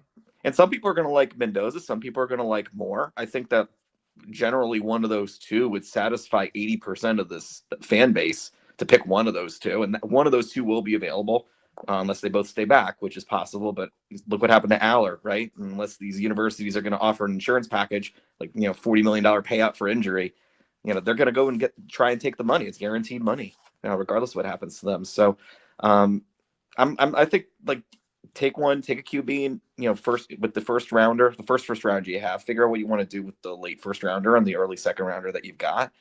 And, if it doesn't work, do it again. I mean, that's going to be my most controversial take. Like, take a first round pick, and if it doesn't work, take another one. You have an opportunity now. You get 5 cracks in the first round out of QB. There is no reason why we don't have a franchise quarterback with that odds. And I think about the trade value that we got for Sauce and for Quinnen, right? We gave up 2 players, and now we have the opportunity to get 5. And I know PBM was talking about what's the strikeout rate of first round picks. We've had a pretty good one, so good run at it so far. I mean, not every player has been absolutely like bonkers for us, but they've been. When you're picking in the first round, they got to be serviceable starters. They got to be good players, man. Yeah, starters are second and third round picks. Yeah, good players are first round picks. Top 10 picks need to be Pro Bowlers. That's how teams look at it. Top 10, absolutely. If you're in the top 10, you're drafting a Pro Bowl player. Quarterback's a little different because of like the just how difficult it is to find like a good one, let alone a great one. But if you're in the top 10, you need to take a damn good player that's a Pro Bowl level player. And if you look at the hit rate on second and third rounders, it's pretty similar as far as them being starters, like the percentages. Like there's not a dramatic. That's why third round picks are valued so much more than 4th. Because if you play the percentages, chances of getting a starter are very similar in the second and third round, more than you would imagine. So that's why they're valuable. Yeah, and I think with Muji's draft record so far in terms of the first 3 rounds, I think they were good. Let's see what AZ Thomas does the rest of the way. I'm excited to watch him on Sunday. Yeah, I think he'll do well. And you know what? Like the next 9 games are unfortunately an extended preseason, but I think if this team forms an identity with who they've got, and Aaron Glenn does better head coaching improvements, maybe the offense has a better idea of what it is now, especially run versus pass. We'll see if there's an adjustment to this now that there's more receiving talent. Let's continue to hope that Garrett can get to 1K receiving. Now that there's some more talent on the receiving pool, maybe he'll be able to get more open now instead of him being double teamed all the time. And let's take it easy. But like first game in front of us is Cleveland. We got to win that game. If we win that game, then that will help improve the culture further. And maybe it costs us a few steps in the draft next year, but I think that's worth it because we got to have a winning culture. If the culture falls apart, I still don't. It's going to reflect in the win losses. It's also going to reflect on Glenn when it's all said and done. Because the first thing he did was very unceremoniously get rid of Rodgers, and then he bothered Quinnen. Quinnen wanted out 3 times. He wanted out. They got rid of Sauce, who was a popular player for the fan base. Not sure about the locker room, but certainly for the fan base. And, you can't just keep doing that and get down the rock bottom culture wise. And if that is the one thing that Glenn can't do. So I hope there's identity in the second half, and let's see how things go against Cleveland. Winnable game if they play clean and they don't have penalties and they don't have turnovers. And let's see if they can repeat the success that they had against Cincinnati and maybe let up don't give up so many points this time.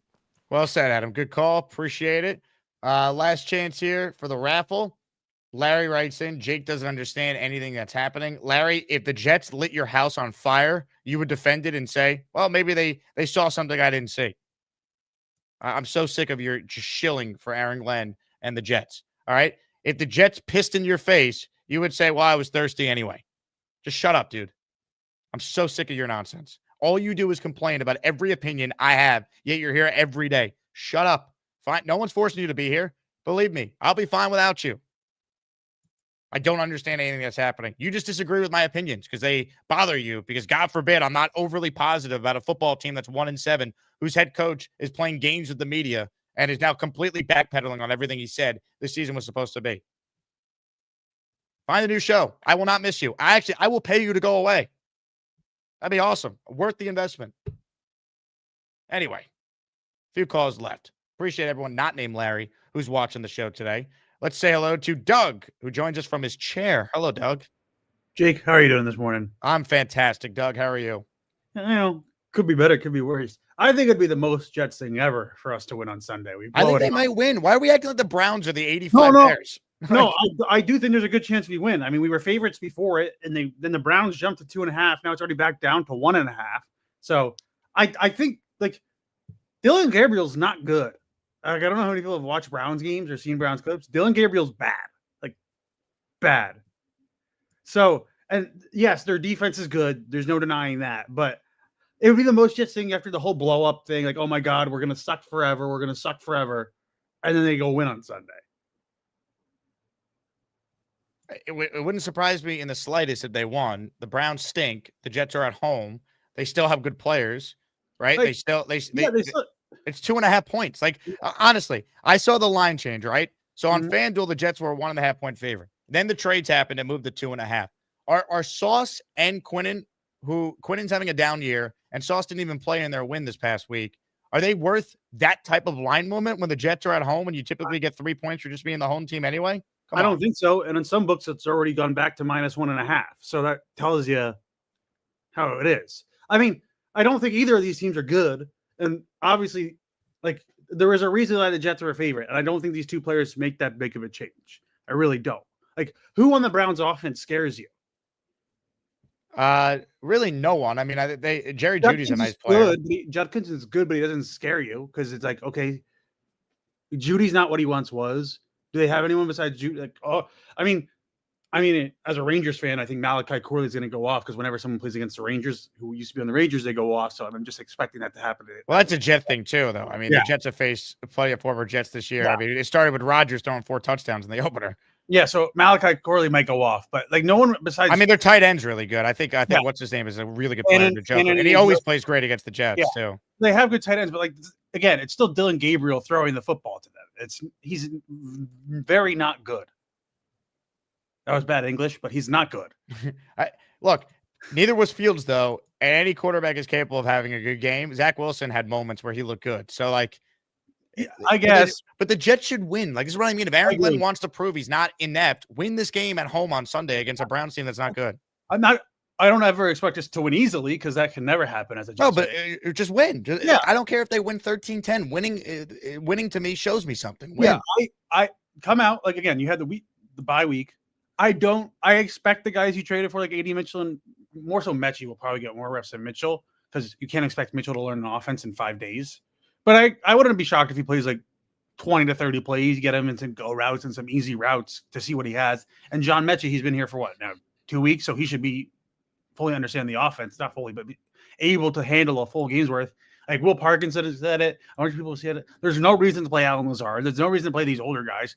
Play these young guys that you traded for to see what you have in them. I mean, they are much better than the wide receivers you've had, and Garrett Wilson should be back. So see what you have in these new guys that you traded for, and see if they can give a little jolt to offense. I expect Fields to regress. There's no way he's not playing against the worst defense maybe ever again. So you expect him to regress. And like Angstrom said it, you're gonna have to prep to Myles Garrett, but they did a really good job against TJ Watt. I know Myles Garrett is better, but they did a good job against TJ Watt earlier in the year. So like, why can't they maybe limit Myles Garrett like they did earlier in the year against TJ Watt? The Jets should be fine in this game. But my concern is, what version of Fields do we get? Is there a version where, okay, he's not going to play as well as he did against Pittsburgh or Cincinnati, but he's not as god awful as he was against Carolina and Denver? Like, can he just be mediocre? Mediocre should be enough to win a game at home. I don't think we're asking for that much. Give me like a touchdown, 190 yards passing, 30 to 40 yards rushing, no turnovers. That Run should the win this ball. game. Yeah, Bruce Hall. That should win you the game. Because again, what can you realistic? Again, I know our defense has been hit or miss this year, but like the Bengals don't have that much punch on offense. So again, if you can get like 150 to 220 passing yards, throwing a rushing touchdown by Fields, you should be able to win that game. I completely agree. I do. Jake, Let's see if they do it though, Doug. Easier said than done. That is true, especially with this team. Ladies and gentlemen, Doug. Abracadabra. Super chat here. I'm counting raffle names. We got the raffle for a jersey coming up. Kevin says, send Larry to the Shadow Realm. Though I think Larry is the worst, rules are rules around here.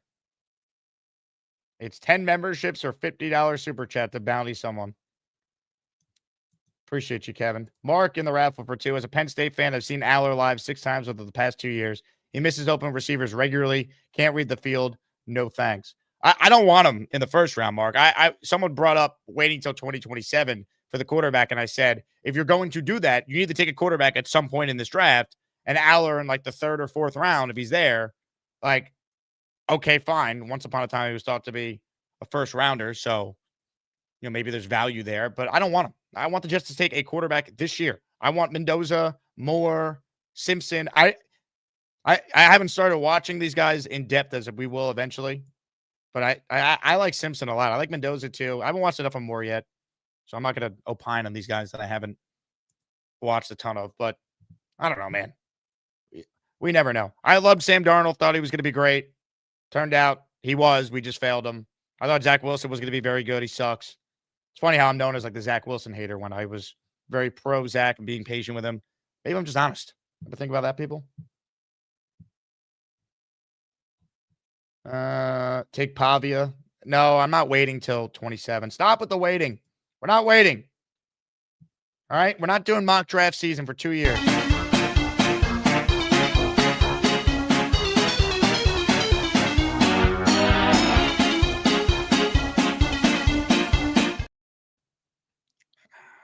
I can't do 2 years of mock draft season.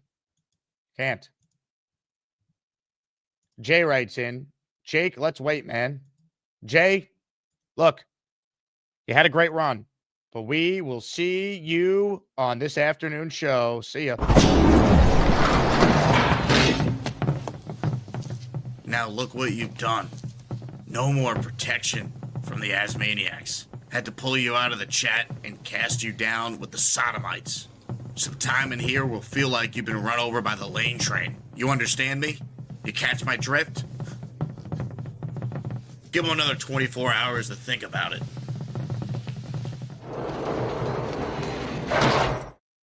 Just kidding, Jay. All right, I'm putting the raffle names together here shortly. Let me make sure I didn't miss a super chat here. Don't think I did. Fantastic. I'm surprised Beast didn't call in. He wrote in that today the bed sheets that he sleeps on were getting washed. I wanted to hear all about that. For those who missed the announcement yesterday, Beast did in fact put up his famous Christmas tree in the attic. So we have that to be excited about for future calls. I mean, what's better than this, folks? It's the holiday season. Yeah.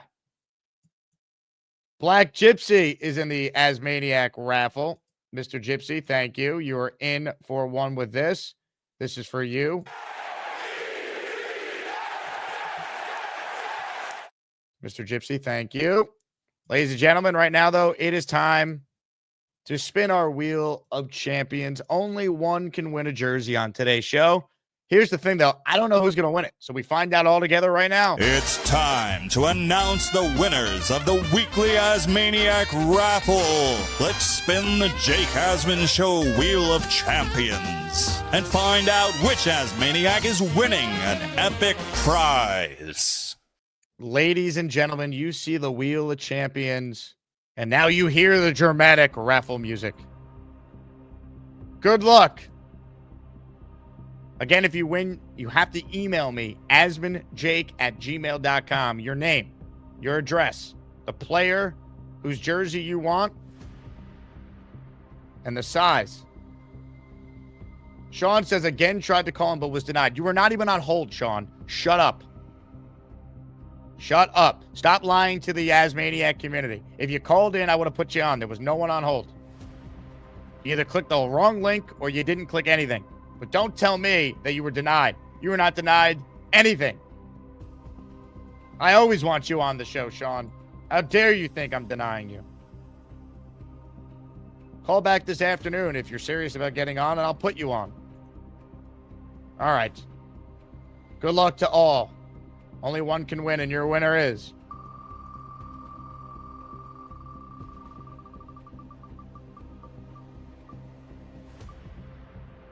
the great Rick Kent.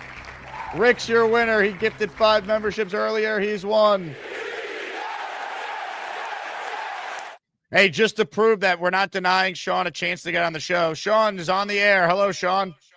Hey, what's up? Yeah, Sean, you're on the air, baby. You weren't denied. You're here. Yeah, I forgot to press the fucking button, man. Ah, who could have seen that one coming? Ah, here's a hug for you, Sean. We'll see you. I hug him every day. I hug him every day. Now I'm denying you because you called me out. You said that I was denying you. I was not. You just hit the wrong button. So don't blame me for not putting you on the air because I wanted you here, Sean, but you questioned my credibility. You demeaned my character, and I will not stand for this. The real reason why, Sean, is I have to go do a radio spot, so I have to end the show. But call back this afternoon, my friend, and I will get you on. Make sure you click the button this time, and we'll put you on the show. Again, thank you to everyone who watched this morning. Thank you to Joe Benigno and Matt O'Leary for guest starring on the show. I leave you guys with a Bobby Midnight-related video because Bobby Midnight is currently undergoing a toe procedure, so we wish Bobby all the best. And I give you something from Bobby's past that ought to bring a laugh or two to you. Enjoy, and we'll talk to you this afternoon when DT joins us at 4:30 Eastern. Go Jets. That's my nurse over there. Say hi. Where is she? Brittany. She's a very nice lady. Hooking me up to some antibiotics. Whoa. Freaky down. What No, happens? she put it in my IV, knucklehead. Stop. She put it in? Calm your freaky down. Don't listen to this. You should ask her to wear one of those hospital gowns, where it opens up. Ask her to slip into one of those. No, Robbie, you behave yourself. I'll see you soon. Be well, Bobby. We love you, Bobby. Get better soon. Shout out. I hope that Bobby feels better. Mazel tov for him to get better. Mazel tov for him to get better. Absolutely. Shut up, Dave. I can't stand Santa Claus. Shut the fuck up, Santa Claus. You I'm fucking eye. Oh, look at my eye. Oh, look at my eye. You seem like you're in a good mood and ready to go for 20 more hours.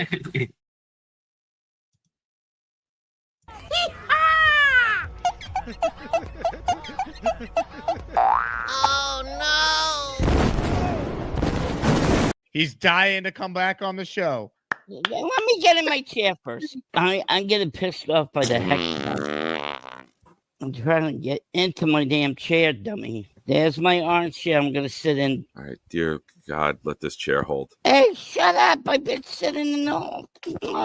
Bob, what's in the blue storage bins? More chairs? The clothes and all that, Nick. No. Where do you keep your underwear, Nick? God damn it. I'm just pissed off. Voice of an angel comes in to save the day. Yeah. Hi, Sarah. Oh, you got your wish, Jake, okay? Joining us right now is Gary. Hello, Gary. No, it's Gary's wife. Hi, Bobby. I just got new lipstick. Oh, I'm so happy for you. Oh, I'm so happy for you. Bobby, don't you think I'm pretty?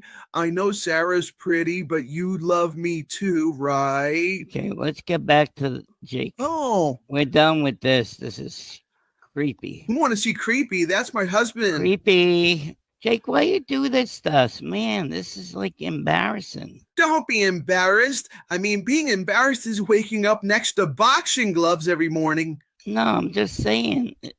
You're not creepy with me next to you? Creepy? Oh my God, no, Bobby. I mean, do you see who I sleep next to every night? I mean, that's creepy. Jake Bobby, always does this to people. He did that to... I love you.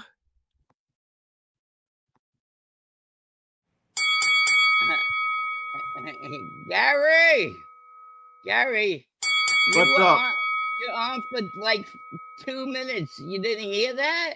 Jake put you on. You're sitting there, and then he's ringing the bell. Yeah, my wife. Shut up, Gary. Bobby, would you sing me that pretty song that you sing me? When I think about you, I touch myself. Ooh, I want to make you mine. This is a good song, guys. It's a good song. You ain't kidding, Bobby. This song rules. When I think about Bobby, I do things.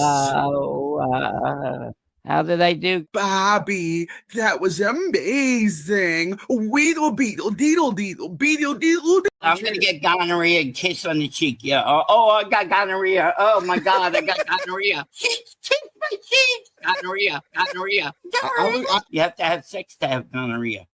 Hey, here's the deal. Just got no chance unless you click on that like button. And you got to make sure you subscribe to the Jake Asman Show. You don't, you can get the f*** out. Now let's go, Asmaniacs. We're built for this shit.